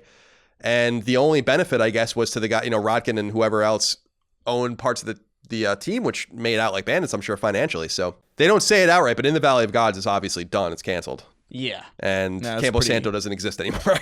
So it's so strange. It's kind of sad, because I remember they had a lot of pop and a lot of goodwill coming out of the studio, or coming out of that first game, rather, the studio did. And actually, back on Kind of Funny, my old company, we had them in for a spoiler cast, and they were really cool in the sense that I kind of grilled them about Firewatch to their face. and talked to them about how I thought the ending was bad and all that. And they were very calm and answered the questions and gave their points of view. They were nice, so it's nothing personal. It's a shame to see their studio dissolved when they could have done something else cool. Yeah. Yeah, I mean, I don't know. I guess they look at it like, hey, we have a chance to be at Valve. That's a pretty good. Yeah, and make a Half-Life game. I mean, you can't obviously deny that. Yeah. So, number 10, Persona 5 Royal officially has a release date. We previously learned that the game would make its way westward in March of 2020, but now we know it'll come to PlayStation 4 at the very end of the month on March 31st. Persona 5 Royal is an updated version of the original Persona 5, the PS3 and PS4 JRPG by Atlus's internal Persona team, or P Studio, that came out in Japan in 2016 and in the West in 2017. Persona 5 Royal, known as Persona 5 The Royal in Japan, came out this past October in Japan and packs some new features, storylines, and more. So this is very similar to Persona 4 Golden on Vita. This news comes out on the back of word that the original Persona 5 surpassed 3.2 million copies sold globally, with Persona 5 The Royal's Japanese PS4 launch netting an additional 400,000 sales so far. So the good news, Chris, is that we get to hear more about Persona next I was year. worried. I was so scared. Oh, thank God. Thank God for that. I can't wait for everyone to ask me to keep playing Persona. Really looking forward to that. Number 11. If you play CD Projekt's title, what am I saying here? If you play CD Projekt's titled, Gwent the Witcher card game on PlayStation 4, which launched on the console only a year ago, we have bad news. The publisher/developer revealed that the game will no longer be supported on either PS4 or Xbox One, though it will continue to move the Witcher spin-off forward on PC and on mobile. A blog post on playgwent.com reads in part, considering that PC and mobile are the most popular platforms amongst Gwent players, we have made a tough decision to discontinue support of console versions of the game.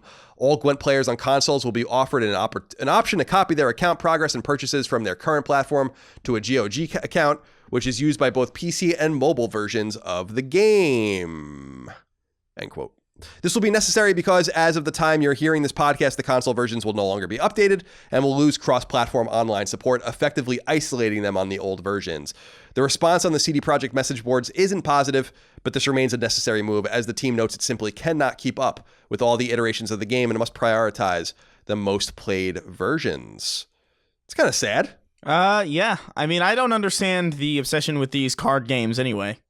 To me, they just seem like an opportunity to have bad PR like this for something that's really not worth bad PR. I find it interesting because I guess it's a logical move when you think about it, but Gwent is such a robust part of the Witcher 3 experience as it is that you think that you would just make Gwent a part of Witcher 3 in a bigger way. In other words, like make like lots of Gwent specific updates so that people have to own Witcher 3 and then they can play Witcher 3, but then you can go to the bars and the pubs and the whatever and play people or more people, kind of like Pokemon, where you meet the different trainers and whatnot. It just seems like they could have done more to benefit the core game. Because I liked playing Gwent in Witcher. I don't know if you played it, but once I understood it, I enjoyed it. I liked playing it. So I didn't like it enough to play it by itself, though, to your point. I liked it as part of the greater experience. It's just a card game, right? Yeah. Yeah, so why not just make a real card game then? Yeah, maybe they might have done. Why I don't not know. just literally make cards? Like I will never understand this Hearthstone or Artifact or any of these games, because to me it's just like, why wouldn't you just play cards? This is I just don't get it. I don't. You want to play Gin Rummy? I don't know. Like, I play video games to do shit that I can't do in real life. I can play cards. He wants to play a little Texas Hold'em, perhaps. Ugh. Chris does. Well, there's more card-based news here, Chris. Number 12. Cool. Just days after CD Projekt revealed the demise of the PS4 version of Gwent, publisher Bethesda revealed that its card-based game, The Elder Scrolls Legends, is likely on a slow but steady path towards death on every platform it's available on. And that affects us here on PlayStation because the PS4 port of the game, announced back at E3 2018 and unseen a year and a half later, is obviously canceled as a result. And a post on the game's Reddit, of all places, there's an announcement that the publisher intends on veering off of its previously discussed roadmap, suspending any future content development, and reiterating that the game is no longer in active development, in quotes. The current version of the game on mobile and PC will live on, with multiplayer modes engaged for the time being. The Elder Scrolls Legends came to PC and mobile back in 2017, so that's the death of two pretty major card games, and if they can't make it work with the Elder Scrolls and with Witcher, then I imagine your card game of whatever ilk, unless it's like Magic the Gathering or Hearthstone, is probably not going to survive for very long. That's what that tells me. Yeah. I'm shocked that it's, I don't know, man. I didn't even know about this. Like that there was a Elder Scrolls card game. Yeah, I remember it being an E3 and last year or 2 years ago, I guess it was. And yeah, they talked about bringing it to PS4. And remember, we did talk about it. There was one time we talked about it on the show, as I recall. People can tell me if there's others. But remember when we talked about how Pete Hines and those guys at the marketing team at Bethesda were discussing crossplay between platforms and how essential it was going to be for Legends and how it was fucking the PS4 version of the game as they were building it or something like that. We talked about it in one way, but Bethesda can't possibly have much more bad PR at this point. They seem like they're like not in great shape right now. Yeah. So I don't know. I mean, they have Doom Eternal coming out, which looks great and all of that, but not much else. And we'll see how it all goes and towards Starfield and all this kind of stuff. But do you think that Bethesda so I did want to note, and I noted it in the write-up, they made this announcement, I think 3 days after CD Projekt announced the Gwent thing. Do you think that they were just like, let's just announce this now? Yeah, probably. Like, our major competitor is out. We might as well just get out of this. Yeah, I think so. Well, RIP. Unlike Gwent, our Elder Scrolls Legends is just going to die. So, number 13, the recent leak was true. 2 beloved Platinum developed games from the PlayStation 3 era are coming to PlayStation 4, and better yet, they're launching together. Publisher Sega has confirmed that the 2009 hack and slash game or action game Bayonetta and the 2010 fast-paced third-person shooter Vanquish, are coming to PlayStation 4 early next year on February 18th, 2020. The game will be released on Blu-ray in addition to digitally and will run on PS4 Pro at 4K 60. The collection will cost $39.99. While Bayonetta 2 and 3 were made by Platinum Games, they were published by Nintendo and will therefore never come to PlayStation platforms, at least not anytime in the predictable future. Vanquish, on the other hand, never saw a sequel, and the IP remains in Sega's hands. Vanquish is already available in last-gen form on Xbox 360 and PC, in addition to PS3, while the original Bayonetta is available in those places, as well as on Wii U and Switch. I'm pretty amped up about this. Yeah. I gotta be honest. Pretty amped up. I'm really happy about this because Vanquish was so good. And it's so nice to hear news about it, even if it's not really news. You know what I mean? It's not like a new Vanquish or anything. And I don't really necessarily even want a new Vanquish, but that original game was just so good. Oh, it's excellent. It's excellent. Vanquish is fucking excellent. Yeah. I've not played every Platinum game, so I can't speak to this, but I would venture to say that it's the best Platinum game that I've played. I would say it's definitely up there. Oh, it's so good. It's so good. Yeah. What a weird game. Yeah, it's like, for people that have not played Vanquish, it's a third-person shooter. It's really action-oriented. A lot of people used to describe it as like, this could have been a G.I. Joe game, which is, I think, why I love it so much. And it's all about campiness, and you slide around the maps on like on your knees. Yeah, you power slide across the map. It's Japanese Gears of War. It's like if Gears of War was like a Gundam fucking just completely out of its gourd Japanese game, and it's like really fun. It's so good. And I think the guy, like, I haven't played it in a long time, but I think the guy like smokes cigarettes, like the protagonist. He heals with cigarettes. Yeah, he heals with them, right? That's right. Yeah, good. That's so good. That's good stuff. I can't wait to play it. And it's cool to see, Bayonetta has not been in the PlayStation consciousness in a long time because, as I said, Bayonetta 2 and 3, Bayonetta was only revived with Nintendo's money. Otherwise, it would have been dormant too. So we are not going to get those. But it's cool that the original Bayonetta is not caught up in all of that. So we could still get Bayonetta, which I haven't played or really even enjoyed that much back in the day. And then Vanquish, obviously. Getting them together, $39.99 is a great price. Can't really complain too much about this. Yeah, this is pretty cool. I'm sure you'll all find a way, but you can't complain too much about it. All right, Chris, wrap up number 14. Website Komatsu reports that Dungeon RPG, Is It Wrong to Try to Pick Up Girls in a Dungeon? Infinite Combat is coming to Western PS4s at some point in 2020. We got to get you a copy of that. Yeah. That the multi-chapter horror game Song of Horror is coming to PS4 at some point in the spring of 2020. That Pillars of Eternity 2's Deadfire Ultimate Edition is coming to PS4 on January 28th of 2020. And that the following games are launching on PS4 next week, December 17th. Towerfall-like multiplayer game Demons with Shotguns. Puzzle game Tamishi. Twin-stick shooter Xenoraptor. And old school FPS Demon Pit. All those games actually look pretty cool in their own way. Yeah. Website Push Square reports that JRPG Sword Art Online Alicization Lycoris is coming to Western PS4s on May 22nd of 2020.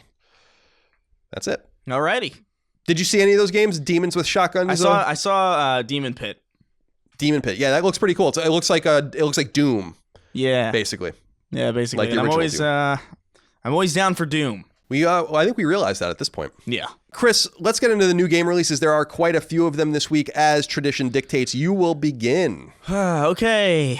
Ashen comes to PS4. Ashen is an open-world co-op action RPG about a wanderer in search of a place to call home. As you adventure through Ashen, you'll occasionally encounter other players in a massive open world. It's up to you to decide how to deal with them. Fight together against evil, invite them into your party, or simply ignore them. I've actually played a little bit of this. I think I played, it was maybe an early access on Xbox. I think it was maybe Game Pass or Game with Gold or something. And it's okay. I like the art of it a lot. Yeah, it's been on Xbox for a while, right? Yeah. It's not. Yeah. It's one of those games that I like it. I don't know if I'd ever play it again. It's not terrible. It's one of those, Yeah, absolutely. I know how to play. Lots of those kinds of games out there in the world. Yeah. Avicii and Vector comes to PS4. Soar through vocal melodies, sweep each fade, and attack every beat in 25 of Avicii's biggest hits in this enthralling futuristic rhythm action experience, Avicii and Vector. Fly solo or bring the pulse-pounding frenetic energy of an Avicii concert to your living room with your friends in competitive gameplay. This is a little weird because I'm pretty sure that guy's dead. Is he? Yeah, I'm pretty sure. Yeah, I don't know anything about him. Yeah, pretty sure he's dead, and that's the only reason they're making this, which is a little weird. I can't wait for you to read this next one. Oh, God. Black Sad Under the Skin comes to PS4. A dark corruption scandal in the heart of New York City's underworld is a case for charismatic detective John Blacksad. With his anthropomorphic characters... What? Yep. With its anthropomorphic characters and its incredible 1950s feel, Blacksad Under the Skin promises all the eerily dark adventure of a detective novel, just like the eponymous comic book series. So I looked this up a little bit. I was actually going to tweet it at you, and I didn't want to be mean. I felt like it was a little mean because I know that this is a comic series and people like it and stuff like that, but this sounds like it's one step away from a furry porn. Let's just be honest about it. It definitely sounds like it. If you look up the art for it, I think it's like a dog dressed up as a detective. No, it's a cat. A cat. I'm sorry, it's a cat. That's even worse. It's a cat. It's a cat dressed up as a detective. John Blacksad. Yeah, I'm looking it up. There's a lot of surely is anthropomorphized. Yeah, that just doesn't do it. Sometimes it does it for me, but not typically. Like Sly Cooper is good, but I don't feel like Sly Cooper is one step away from fucking someone. Cardpocalypse comes to PS4. Make friends, play cards, twist the rules, become a Mega Mutant Power Pets master, and try to save the world in this single-player RPG about being a 90s kid. Explore Dudgedale Elementary and build killer card decks to defeat the mutants from everybody's favorite collectible card game that have invaded the real world. That's how fucking old 90s kids are, is that they're making games about them as if they were like a different era. I know. It wasn't that long ago. It makes me feel very old. Yeah. The 90s. Oh, God. Fucking hieroglyphics all over the place. These were written in the 90s. Dead End Job comes to PS4. Dead End Job sends you into a madcap, wacky world to bust up ghosts. It's a procedurally generated couch co-op twin-stick shooter that straps a vacuum pack to your back and puts a plasma blaster in your hand. For you, it's just another day in the office. Fair enough. Dead End Job. I like that name. Yeah. eFootball PES 2020 Lite comes to PS4. PES, of course, is Pro Evolution Soccer. Experience the E3 Best Sports Game Award winning gameplay with PES 2020, now free to download. Build your dream team in My Club or support your favorite side in matchday mode. Live and breathe the most authentic soccer game ever created, developed with the assistance of renowned midfielder Andres Iniesta. I don't know if I'm saying that right. So PES is a Konami game. Is this the real PES? Like, are they making it all free to play? I don't know anything about this. I don't know. Because this is an interesting way. See, what this reminds me a lot of is when this seems like a good way for them to compete with FIFA. It reminds me of when Sega competed with Madden by doing the $20 NFL 2K5, if anyone remembers that. So you were paying $50 for Madden and you can go pay $20 for what a lot of people considered was a better football game, but that obviously puts Sega Sports essentially out of business. So I don't know. I'll have to read more into this, but I think that's very wise. We talk about this all the time about making games into a platform, and FIFA, I was always saying, was the perfect game, but why not PES? Yeah. Why not PES? Good job, Konami. All right. Oh, God. Eternum X comes to PS4. Sir Arthur has gotten old. Too old. He has lost everything he had and loved, and with nothing more to lose, he leaves for Samarnath, an evil subterranean kingdom which no knight has ever returned alive, in search of treasures, adventures, and the most important, 5 magical orbs that together provide the eternal youth. You can't use 2 colons like that. Yeah, you see how they... Yeah. Can't do that. Can't do that, guys. Yeah, too much. Fishing. Barents Sea Complete Edition comes to PS4. I just wish it was called Fishing, because that would have been fucking awesome. Take the helm of your very own fishing boat and explore the vastness of the Norwegian Sea. Start with the little boat inherited from your grandfather, catch fish, and earn money for upgrades, as well as bigger and better boats. Enjoy the beautiful Barents Sea and make your fishing industry dreams come true. Fishing industry. Hey, man, it goes back. This is one of those games, again, we talked about it with the truck driving and the farming, the logging. There's something about these games that are really intriguing to me, but I never sit down and actually play them. Yeah, so... The idea of them, in other words, is more intriguing. Yeah. That they exist at all is interesting. Like, there was that hunting game. What the fuck was that hunting game called by... Cabela's? That's on Apex. Oh, no, not Cabela. The Apex engine by Avalanche. They made some sort of hunting game that was supposed to be pretty good. It might be called Hunter. That was supposed to be, like, pretty neat, like an open world hunting game. I've always kind of wanted to try that, but then, of course, Avalanche released Generation Zero. Yeah. And that put me off from them for a little while. I need a little bit of... You know what? I don't need any Hunter unless it's Hunter the Reckoning. Oh, what? That's a nice little throwback. Very nice little throwback. So old. Fuji comes to PSVR, a magical musical hike through lush, chromatic VR wilderness. Bring dormant landscapes back to life by restoring native flora through light, water, and harmony, while collecting seeds to grow your own enchanted garden. The experience merges aspects of adventure and cultivation into a refreshing, musically enveloping whole. All right. Gunlord X comes to PS4. Gunlord X is a 2D action platformer featuring stunning pixel art, 11 open-world stages, nasty creatures, huge boss battles, and a pumping soundtrack. Blast yourself through giant landscapes, explore caverns, and reveal all secrets in this retro-inspired action game. Enjoy the definitive version of this classic masterpiece with tons of new features and updates. Headliner Nova News? I guess. Yeah. Okay. Headliner Nova News comes to PS4. Award-winning adventure. Oh my God. Award-winning adventure where you control national news.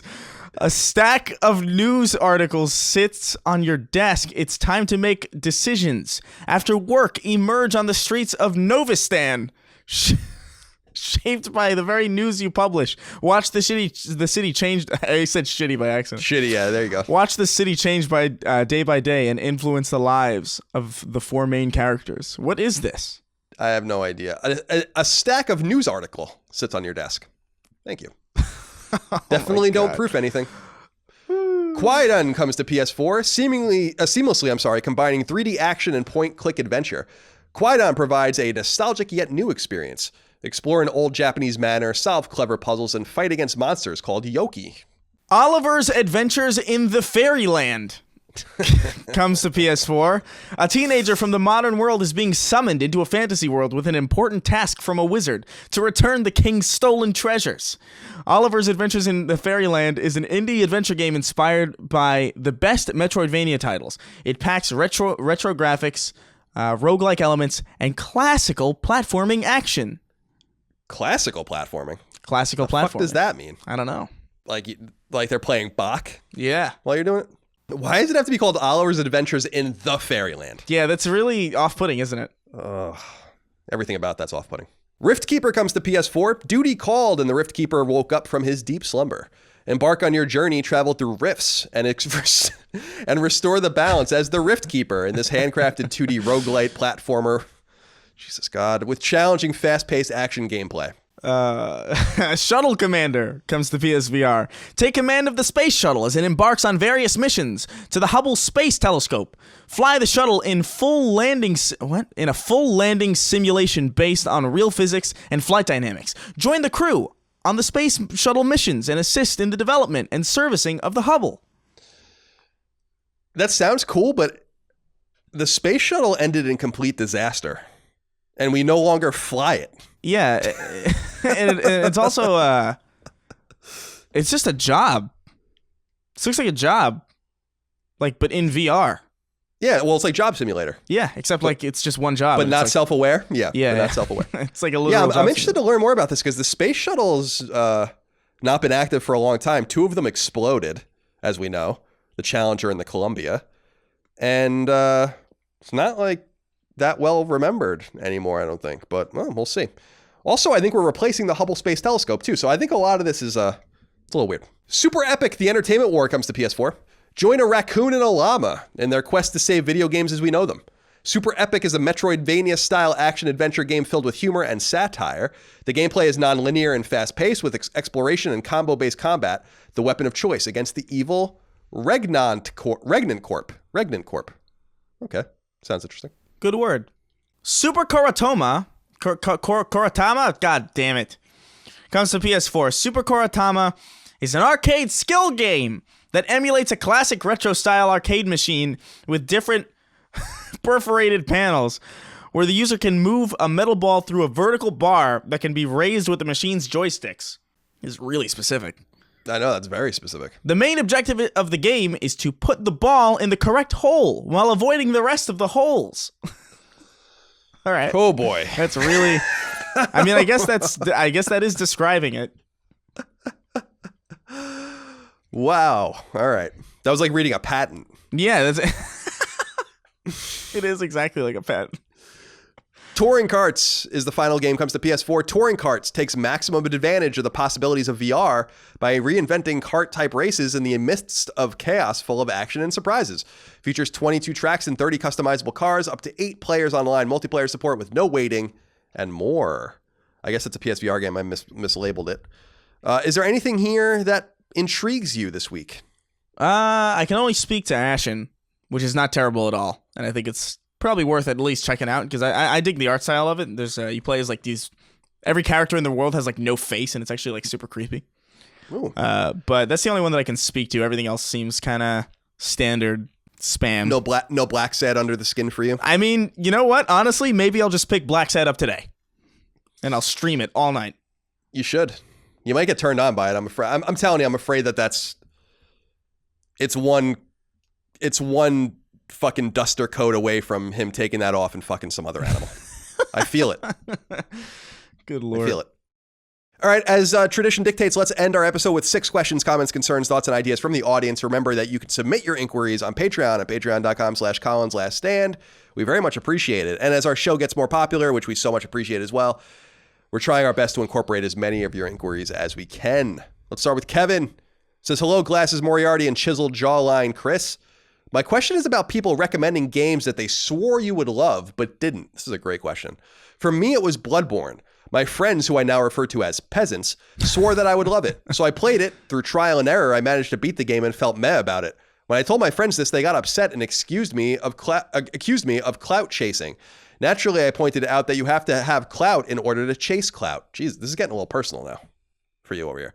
What were the games for you guys that people swore you would love but ended up being underwhelmed by? And were you ever accused, you keep saying excused, by the way, it's accused, of clout chasing by peasants? I don't think I've ever been accused of that, Kevin. Thank you for your inquiry. There's a few games that come to mind for me, Chris, but I'm wondering if you have any examples of this, because obviously everyone has the friend that's like, it's just like movies or TV shows. You gotta play this. You're gonna love this. And sometimes they're right and sometimes they're wrong. So are there any examples that come to mind for you where people were wrong?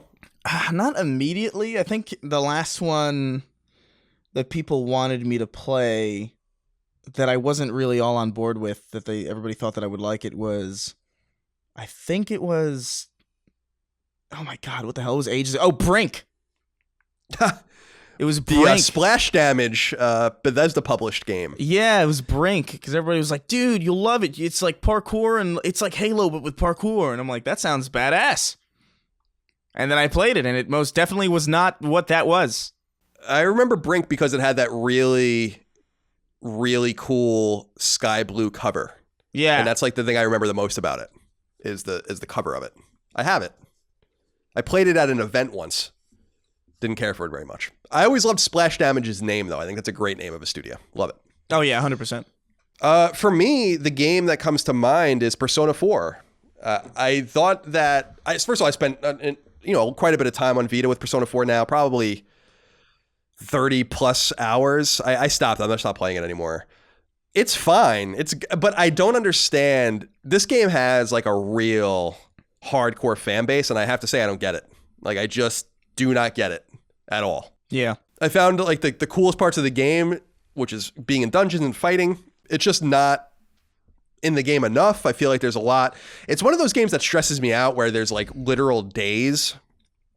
And if you don't use your time wisely, you're obviously missing out on something. So it doesn't like appeal to me in that way. I don't like finite games. It's like one of my problems with Civilization actually, and like why I like playing really long games of the, where you have like 500 turns or whatever. Yeah. Because I don't like these games that kind of shove everything into one day. And then like, well, are you in Persona? It's literally like, are you going to go to work? Are you going to read a book? Are you going to go hang out with your friends? I'm like, I don't fucking know. And I don't know like what I'm doing. Like, what am I trying to even do here? So I was really quite surprised with people recommending to me for years Persona 4. And then when I finally sat down and played it, I'm like, this is fine. I mean, it's good, but it's definitely nowhere near the best JRPGs I've ever played. And I played many JRPGs, many. So yeah. Now I appreciate if other people enjoy it. That's fine. And we're going to get that's why with Persona 5 Royal, I'm just dreading it. Because I know that people are going to be like, oh, you didn't like Persona 4. You're going to love Persona 5, though. It's like, just, no, please don't. Yeah. It's usually FPSs for me that usually, like, people are like, you should play Payday 2, and then I play Payday 2, and I'm like, that was fine. Or like, I'll play... I think the biggest one that, like, I got the most flack for was Half-Life 2. I didn't like Half-Life 2 as much as I liked the original Half-Life. And everybody was like, that's insane. You're crazy. Like, you gotta have brain worms. Well, it was just like, I don't know. The first one was cooler. You might have brainworms, but it's unrelated to your opinions. Yeah. On Half-Life 2. The other game for me is Nier Automata, which we brought up earlier because that's a platinum game published by Square Enix. I never got past the opening sequence in the game. I tried to play it twice, and people know that there's like an weird opening sequence, and I'm like, I can't. Yeah. Sometimes things are just too Japanese for me. Yeah. And sometimes they're just the right amount of Japanese for me. And sometimes those definitions change. Like, I really love Tales, which is a very Japanese, overly Japanese. I love Danganronpa, which is about as Japanese as you can get. But with this, I was just like, no, I don't think so. What do you think? What's a game that you thought you would hate that you ended up liking? Oh, that's an interesting question. Huh. I think the game that comes to mind for me the most in the last few years is Dying Light, which I thought I would hate because Techland made it. And you have to remember, in the context in which Techland made this game, they had just made Dead Island, which isn't very good. No. So they made this game. They have a new publisher with it, WB published it. I was like, I don't know. And that was an example of a game that I wanted to play just to see what it was and ended up loving it. I mean, that's an example of me being just judging a book by its cover. And that's why I think it's so important that we try not to do that, except for when we read all of the games that come out every week and judge every one of them by their write-ups. I thought I was going to hate Alan Wake when I first played it. Yeah, but you ended up liking it. Yeah. Did you like the American Nightmare? I didn't play the American Nightmare. I never got around to it. Yeah. I'm calling it the American Nightmare like I'm an old person, but I think it's just American Nightmare. Toast9 wrote into us. That's Toast IX. Very strong name. He said, what's good, CNC? I was recently taking a look at the release window for December and January, and my God, it is bleak. With a 2-month period that is missing any notable releases, what games are you two planning to catch up on? Are there any new franchises you are willing to try? For me, I might use this time to dive into Trails of Cold Steel, which I've been hearing many good things about. It's funny because I've been thinking about diving into that as well. Chris, these next couple of months will be great for us before we start getting bombarded with the likes of Final Fantasy VII Remake and Neo 2 and blah, blah, blah, blah, blah, blah. Dreams, of course, February 14th. Are there any games that you're looking to kind of just sit with for the next couple of months and catch up with? Oh, man. I want to get around to finishing the Outer Worlds because I'm so freaking behind on it. It's insane. Like, I totally got swept out from everything else. But I think what I'm going to do is I'm going to try and make a good faith effort to get through Final Fantasy VII proper. Oh. Like, because I know the new one's coming out and I want to have like some frame of reference. And also, I do remember liking it. I just put it down because I was like, I'm stuck and I didn't feel like thinking too much. No, so, I understand that completely. Yeah, so I'm like, all right, you know what? I'm gonna try and make a proper, like a good old college try here, and maybe actually get through it. I think that you'll be pleased that you did. Yeah. And, you know, I like these times where, well, first of all, with Final Fantasy VII, it's worth noting if you play it on PS4, and I think the PC version has this too, wherever you play it, you can play it on Xbox One now as well. They do have ways to kind of cheat where you can make the game run really fast and where you can always have limit breaks. So if you're looking to just get through the game quickly just to see it, those are options because the game runs really quick at that point. Like the frame rate runs 5 times quicker or whatever. So you just get through fights really quick and all that. So it's useful. So yeah, Final Fantasy VII is a great game, and it's funny because it's one of those games that I think people are down on over time a little bit in certain circles, and I went through and platinumed it and replayed it in 2017, and I loved it. I was like, wow, because I had played it back in 1997. It was the first PS1 game I ever bought. I bought my PlayStation 1 for it, and I liked it, but there were so many RPGs from that era that I really loved more, like Wild Arms and some others, that Final Fantasy VII really took a back seat, and I kind of believed my anti-hype as time went on. And so to sit down with it for the first time in like 20 years and then play it all the way through was really cool. And it definitely holds up. So I'll be interested to hear what you think of that. It's funny you brought that up, though, because I have this plan in my mind. And it's funny that our listener here brought up, Toast9 brought up Trails of Cold Steel, which is a JRPG series. I want to play a JRPG every month next year. And I don't know if I'm going to be able to do that, but I feel like I'm falling so far behind on some of these games. Like I didn't play some of these newer Tales games and some of the new Tales re-releases. I never beat Final Fantasy 15, etc. and so on. I never played any of the Trails of Cold Steel games. Maybe I will play Persona 5 Royal, who knows? But I'd like to sit with a JRPG every month and see if I can play one front to back. I want to play Star Ocean and stuff like that. So I think that that's how I'm going to begin my year. But the one game that I feel like I need to get to, Chris, is Neo. In preparation of Neo 2, I've been talking for a long time now about going back to that. I think now is the time. And once I finish Fallen Order, I'm with you. I got to get back to the Outer Worlds, but I'm wondering now if I've gone so long where I got to kind of start again, which sucks. Yeah. Because I don't remember. I played all of Death Stranding in between. I played all these other games. I don't know if I've stretched it too thin. So I got to go back and check it out. Yeah, I definitely possible. Might have to just straight up start a new guy. And if that happens, I'm not playing the Outer Worlds for a while. Like, if I go back and decide that like I just can't mechanically play this, I don't know what's going on, I got to restart. Unfortunately, I got to put it on the shelf for another time because I just don't have the patience to do that right now. Alex Gidley wrote in, said, "Hey up, gents." I don't know what that means. After last week's discussion of product placement within video games, what do you think about politicians' campaign advertising in video games, much like Obama did in Burnout Paradise? By the way, I totally forgot about that. Do you think it's a good way to reach a wider audience, or do you think it has no place in the medium? I think it's a great idea, personally. Why wouldn't you want to be where your audience is? Yeah, no, I think it makes sense. I think I'd be a little bit confused to see that, but I mean, hey, you know, do what you got to do. I think it'd be weirder playing Burnout Paradise now, seeing that ad. Yeah, then you're just like, I don't know if they were dynamic or not at that point. I don't think or so. If they're just in the game. Yeah. Yeah, so I don't know. I feel weird. I feel a little bit more weird about that than just like a generic Monster Energy in Norman Reedus's back pocket.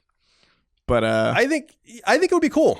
I think it would put. The only thing is that it's a huge risk.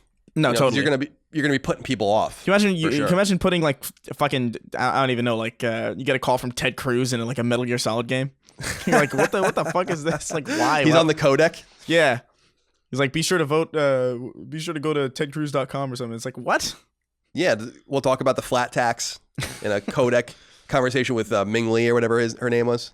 Yeah. Wasn't that her name? Ming Lei? I don't know, something. Like that. Mei Ling, I think. Yeah, so, yeah. What is it? I think it's Mei Ling. Mei Ling, right. That was close. Yeah, so I don't mind it in premise. I just don't know that it's the why. It would cause a lot of controversy.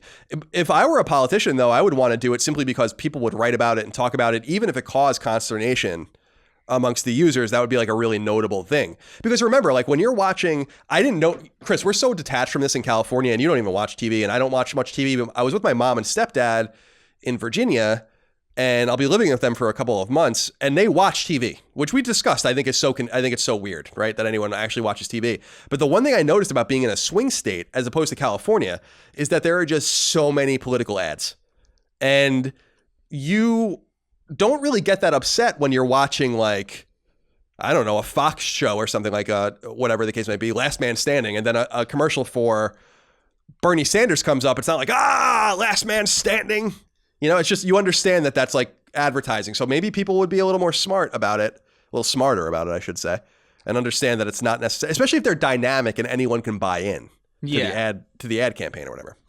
See Mike Bloomberg pop up in FIFA. That's what you all want. Good I know. Lord. That's what we all want. He's already spent $55 million on this campaign. That's insane. It's fucking, I mean, it's, talk about burning money in a fucking trash can. Yeah. It's probably just a lowers bracket. Yeah, I mean, when you have, I think he's worth $80 billion or something like that, which, yeah, more power to you. I have no problem with you being worth whatever you're worth, but yeah, that's still a lot of money. Like, I was thinking about it. I'm like, all right, he's worth this much, but he doesn't have that much in liquid assets. I mean, how much money actual money does this guy actually have where he can spend that much money on early state primary ads? It's not even the general election. Holy moly. Yeah.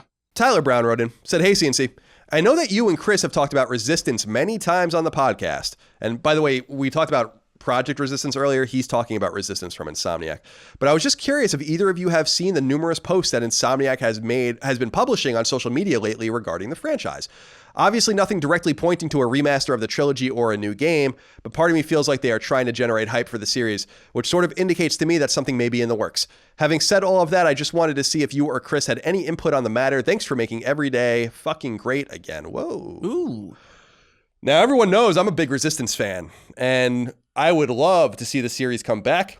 I know that there was some chatter at some time after Resistance 3 came out for a Resistance 4. It never obviously came to fruition. Resistance 3 kind of ends in a weird way. I don't think it was necessarily even supposed to end the way it ended, to be honest. I think that when they realized Resistance 3 was going to be the last game, I think they made some changes. So I would love to see this franchise come back. I love that it's rooted in real history. I love that it surrounds the Tunguska event, which was a real event in late Tsarist Russia, I think 1908, when an asteroid exploded over the tundra and caused a lot of damage. And in Resistance lore, that explosion was actually the arrival of the Chimera, which are the alien species in the game. And I really loved it. I thought it was awesome. And what I really loved about it was that the first one took place in Europe, and then the second one took place in the US, and the third one took place in the US, which was unfortunate, but it at least explored some different areas, which I like, because I'm so tired of every game taking place in the United States. Are you a fan of this franchise, Chris? Resistance, I liked it. I didn't really dive too deeply into it because I didn't really have a PS3 at the time when it was like really in its heyday. But I enjoyed it. I would love to play them all again. I think this would be a wonderful way to raise consciousness about the series. And now that Insomniac's internal as a first-party studio, Sony obviously owns the Resistance trademark, but now that they're internal, it begs the question, can they return to this? And will they return to this? And I don't think it's a coincidence that they are tweeting out random pictures of the Chimera and stuff. Why would they be doing that? Resistance 3 came out 8 years ago. There's no reason to tweet out a picture of the Chimera. You know, like, yeah, this isn't a relevant franchise to Sony at all anymore, or is it? And I think that that's a reasonable question. So, will we see a Resistance collection? That would be nice. That'd be pretty cool. They can make some interesting fixes. Fix that disastrous Resistance 2 trophy list, which is horrible. Give Resistance 1 a trophy list for the first time, which they never did. 2 is the one that I didn't play. I never got around to playing 2. 2 was good. I liked 2. 2 is the least popular one, but I liked it a lot. 2 was really trying to be like part Halo, part Call of Duty. Oh, right. It didn't really know what it was. Resistance 3, I think, is a game with a unique identity. It's a great game. Really great game. So, and I love the Chimera. I think that they're great enemies. They're great villains. We never actually, if you want to get nerdy right now, we never actually saw the Chimera ever in the Resistance games because the enemies you're fighting are infected by the Chimeran virus, but we never went to the Chimeran homeworld or understood like what they were doing. So there's actually story to be told if anyone gives a shit. Yeah. But I don't know that anyone cares. But I don't think it's a coincidence that they're tweeting those things out. Anything else to say about Resistance, Chris? No, I would just like to play them again. It's kind of baffling to me that they haven't already done this. You know what I mean? Like to like put out a collection of these games, because these are the only. Well, I guess Killzone exists, but like I don't know. I think Resistance is better than Killzone in like every conceivable way. So like, I agree. Now, mechanically, I think a lot of people think Killzone's better, and Killzone obviously has that really robust War Zones thing going on with online that people really like, but I'm surprised that they haven't done it with both. They did re-release Killzone, actually Supermassive, the guys behind Until Dawn, and we were talking about their game Man of Medan.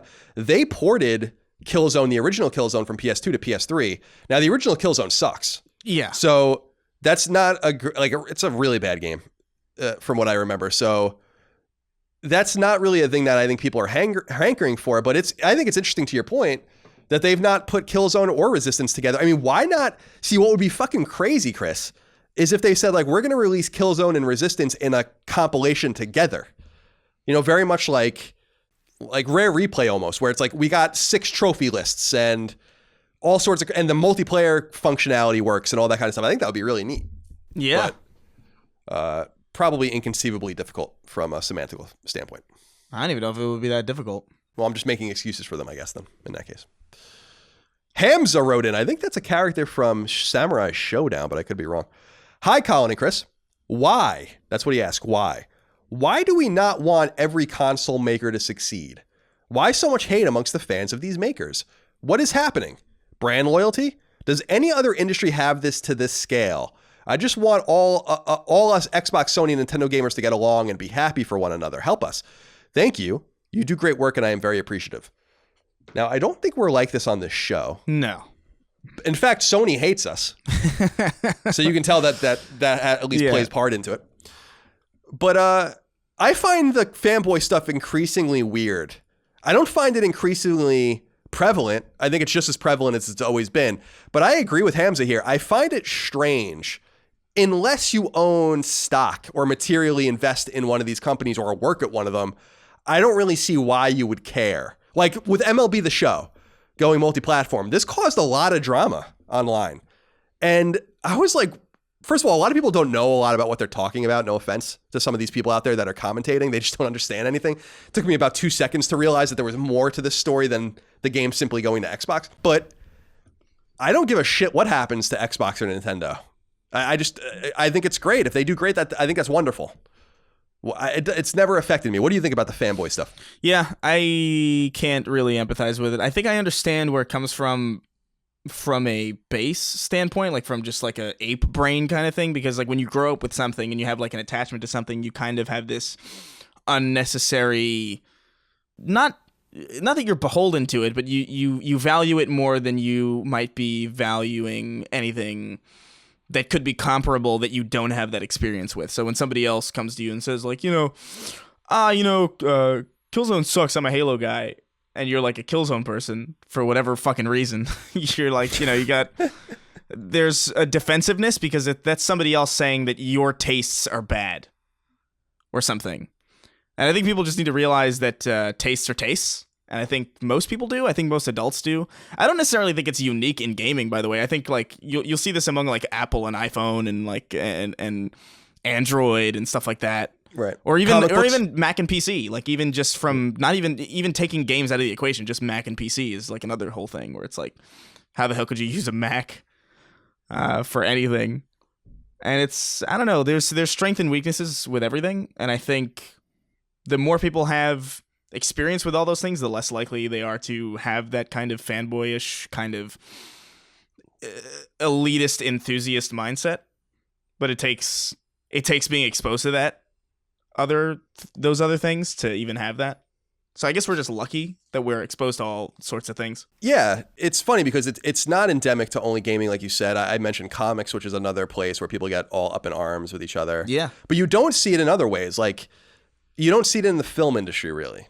Like, I'm a Paramount fan, or whatever. I don't even. I don't know. There was a whole thing just recently about Scorsese talking about how the Marvel movies. Yeah, how Marvel is in cinema, and everybody's like, Scorsese's never made a good movie in his life. I actually saw that, like, for real. Like, it's like, all right, come on, let's calm down. Have you seen The Irishman, by the way? I haven't seen it yet. Well, I heard it's great. It's pretty damn great. I'm sure it is. Scorsese's most mediocre movie is better than anything that will ever come out under the Marvel banner. I just want to be really clear about that. Yeah, probably. That's... I love the thing, though, when people were like, Scorsese's just... Scorsese's jealous. Yeah, Scorsese's jealous, guys. Yeah. Guy that made Goodfellas is jealous. But yeah, no, the brand loyalty stuff's weird. It's weird. Yeah, for sure. Because having preferences, we all have preferences. Yeah. And that's one thing, but I think I'm not immune to it, but I guess I'm so used to it where I've been a public figure for a really long time and people have insulted everything about me, every look I have, every opinion I hold, everything I've ever said, whatever the case might be. And I'm somewhat immune to it because I'm used to everyone saying like the music I like sucks, the games I like suck. And I'm like, well, it doesn't really affect. When people are like 311 sucks or Mega Man sucks, I'm like, oh, it's fine. I don't really care. Yeah. I feel that way. But yeah, I think people have to just let go of that visceral need to defend things. And you don't find us doing that on PlayStation or on Sacred Symbols, the PlayStation podcast, because I don't feel that way. I prefer playing on PlayStation. I like PlayStation. I like the ecosystem. I want it to do well. But I truly believe that it doing well does not have to come at the sake of any other gaming company. If everyone does well and the high tide raises all boats, then gaming is in a really strong place, which is what's happening right now. So that's the way I see it. I just have my preference. I'll be playing on PlayStation for decades still. Yeah. So that's just what I like. That's who I am. Yeah, for sure. Deal with it. Chris, final inquiry comes from Paul Sabo. He says, what's up, guys? I've been a listener since the good old Beyond days, and I finally got around to getting a Patreon. Well, thank you, Paul, for your longtime support. My question is pretty simple. Who would Sony give the SOCOM IP to, and why haven't they already? We have been talking for what feels like months now about how pretty much all of Sony's first party or just headliner games are in the third-person open-world action genre. SOCOM can not only give them a linear shooter, but if done right, open a door into the multiplayer scene. I don't know about you guys, but I can easily see SOCOM making moves in the esports scene. And then he says, parenthetically, please don't point out my poor grammar live if read, Colin. I'm self-conscious enough as it is. And parentheses, love all that you do. Well, your writing was quite on point. I don't think I edited anything there, Paul. Yeah. Thank you very much. Now, we've long discussed that the rumors that SOCOM is alive and well, and I've heard that SOCOM is in consideration, and I think SOCOM might be in development, as we've said many times, at Guerrilla. I don't know if that's true or not. That's just conjecture based on a few things that I know and a few things that I've heard, but we've talked many times in the past that specifically the creative director, I think it was, of what is that Ubisoft game that Bunty loves? Why can't I think of it? Oh, Rainbow Six Siege. Siege, right. He went to Guerrilla. Now, that's an interesting thing.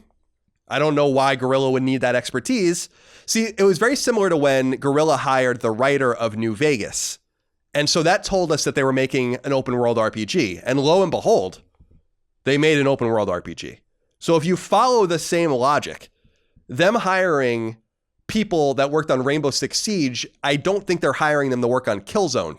They already have the guys that worked on Killzone there. So I think SOCOM's coming back. And I wouldn't be willing to bet on it or put any money on it, but I think you'll see SOCOM. I think you'll see it out of Guerrilla.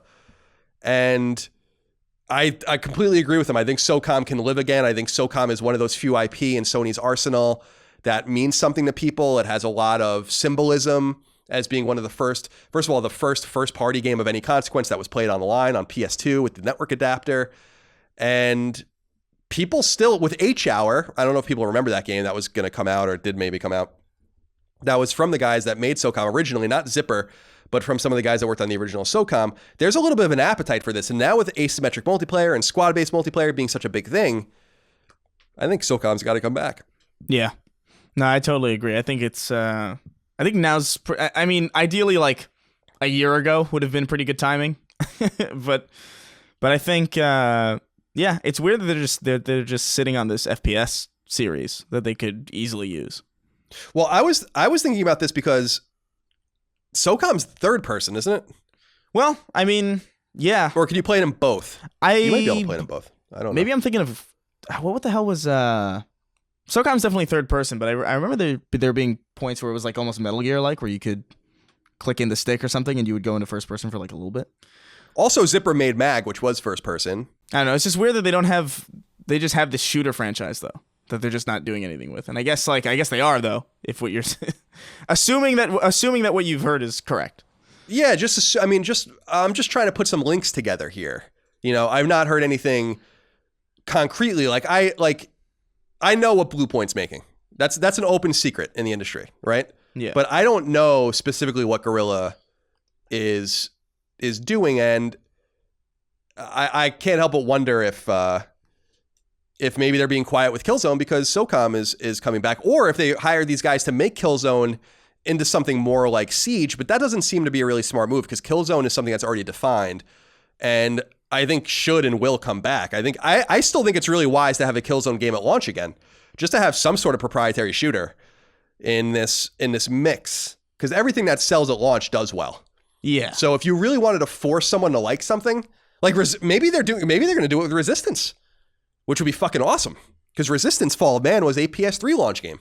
What do you think they're gonna like launch with a new like a Resistance collection? I don't. Maybe Resistance 4. Who knows? I don't know.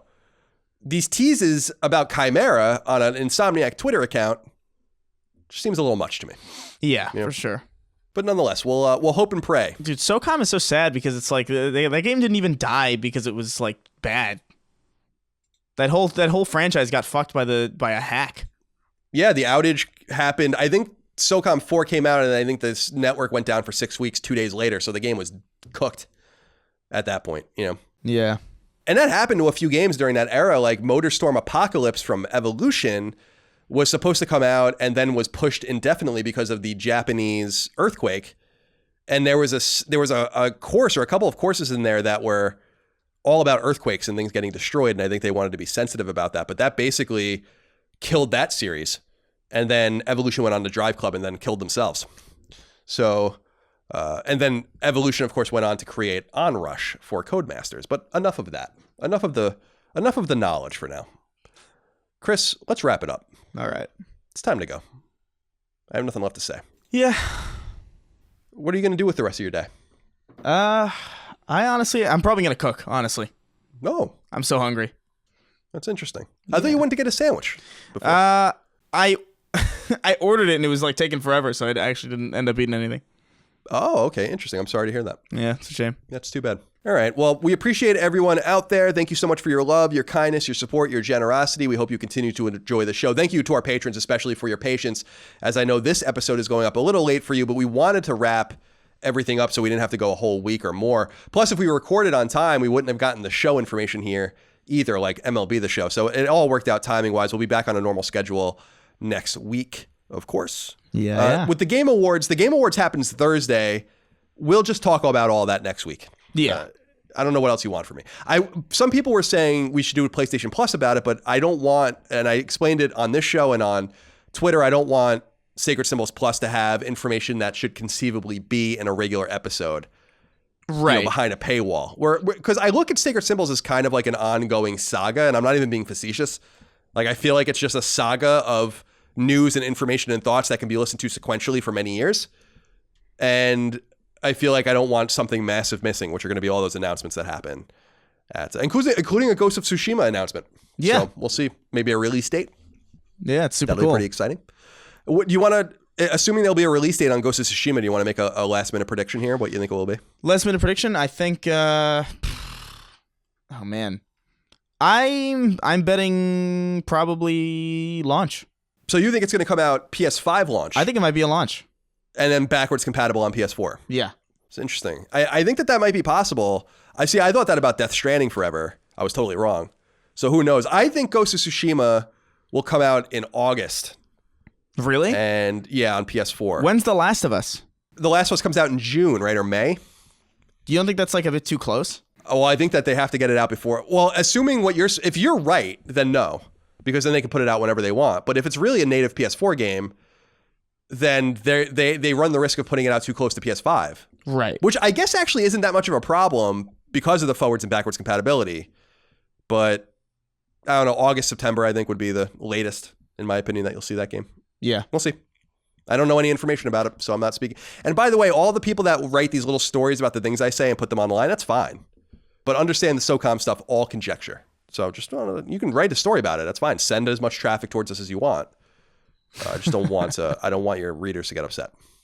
All right, Chris, thank you for your time. Appreciate you. Of course. Thank you all out there. We'll see you next time for more Sacred Symbols. Goodbye. Take care, guys. Sacred Symbols, a PlayStation podcast, is a product of and a registered trademark of Colin's Last Stand, LLC, and is recorded right here in sunny Santa Monica, California, USA. The show is conceived by, is written by, and is produced by me, Colin Moriarty. My co-host is Chris Raygun. You can find me on Twitter at NoTaxation and on Instagram at CLS Moriarty. Chris is on Twitter at Chris R. Gunn and on Instagram at Chris_Ray_Gun. Sacred Symbols is edited by Dustin Furman. Any snail mail can be sent to the CLS P.O. Box, P.O. Box 1233, Santa Monica, California, 90406. To message the show online, please use Patreon's DM service. As you know, all of Colin's Last Stand shows, including Sacred Symbols, are fan-funded on Patreon at patreon.com/colinslaststand. The following names are at the producer level or higher on Patreon, and we are eternally grateful for your kindness, generosity, and fandom. Chris Adams, Carlos Algarit, Morgan Ashley, Saul Balcazar, Taylor Barkley, Martin Beck, Tyler Bello, Mark Boggio, Barrett Boswell, Spencer Brand, Miguel Brewer, Lennon Brixey, Eric R. Brown, Jason Budnick, Josh Bushing, Austin Bullock, Dylan Burns, Chris Bustin, Nick C., Alex Cabrera, Patrick Carper, William O. Carroll, Brian Chan, Sean Chandler, David Chestnut, Rodney Coleman, Simon Conception, Brad Cooley, John Cordero, Gio Corsi, Philip Crone, Daniel Diamore, Colin Davenport, Night Draft, David Ellis, Jerome Ferreira, Joe Finelli, Eric Finkenbeiner, Ruidon Fitzpatrick, Chris Galvin, Darren Gardner, Connor Gashian, Alex Gates, Michael Gates, Salem Ghanem Al Ghanem, Tyler Goodwin, Hayden Gorange, Josh Gravelick, Miranda Grubba, Jonathan H., Eric Harden, Tyler Harris, Richard Hebert III, Kyle Hagel, Shane Hendrickson, Wyatt Henry, Robbie Hensley, Scott Hernandez, Asa Haas, Johnny Humphreys, Blake Israel, Azan Isa El Ricey, Josh Yeager, Joshua Jonathan, Paul Joyce, Greg Juliffs, Anton K., Patrick Kelly, Jeremy Key, Auntie Kinnanen, James Kinslow III, Ryan R. Kittredge, Mason Cadillac, Jackson Lastiqua, Don Q. Lee, Patrick Leslie, Dustin Lewis, Keith Adrian Lewis, Chad Lewis, Lou and Ray Loper, Colin Love, Scott Lovelace, Josh M., Kiet Mai, Ryan T. Mandel, Ross Maranka, Matt Martin, Sean Mason, Jordan Mouse, Zachariah McAdoo, John McCarthy, Josh McKinney, Joe McPartlin, Raul Melendez, Andrew Mendoza, Chris Moore, Betty Ann Moriarty, Ryan Murdoch, Stephen Nieder, Adam Nix, Donnie Nolan, Dan Nolan, George Anthony Nunez, Jesse Owen, Jorge Palomino, Andrew Parker, Zach Parsley, Daniel Parsons, Marius S. Peterson, Gerald Pennington, Matthew Purdue, Enrique Perez, Jason Pettit, Travis Plymall, Jeff Pollard, Lawrence F. Prokop, Nathan R., Ryan Reeves, Michael Renner, Peter Reynolds, Shane Rayum, Jonathan Rice, Mark Richardson, Daniel Rivas, Petro Rose, A.G. Rowe, Jose Salinas, John Schultz, Michael Shanholtz, Toby Shootman, Joshua Smallwood, Matthew Tamer, Ahmad Tamar, Ben Thompson, Carl Tolman, Alan Tremblay, Michael Vecchio, Justin Wagaman, Oakley Waldron, Isaac Wastman, Damon Weathers, Mike Wayne, David Wright, Corey Wyatt, Tony Zuniga, Casual Misfits Gaming, Bloody Fang, Organic Produce, Homeworld Hub, Throw 7, McDog 18, Infinite, Boots, Mad Mock Media, Not Your Real Dad, Mubarak, Craft Heads Podcast, Richter 86, Hugo's Desk, Of Fortuna, Andrew, Ian, Chris, Dav9834, Gamer Filmaholic, Megadeth, and Rainick.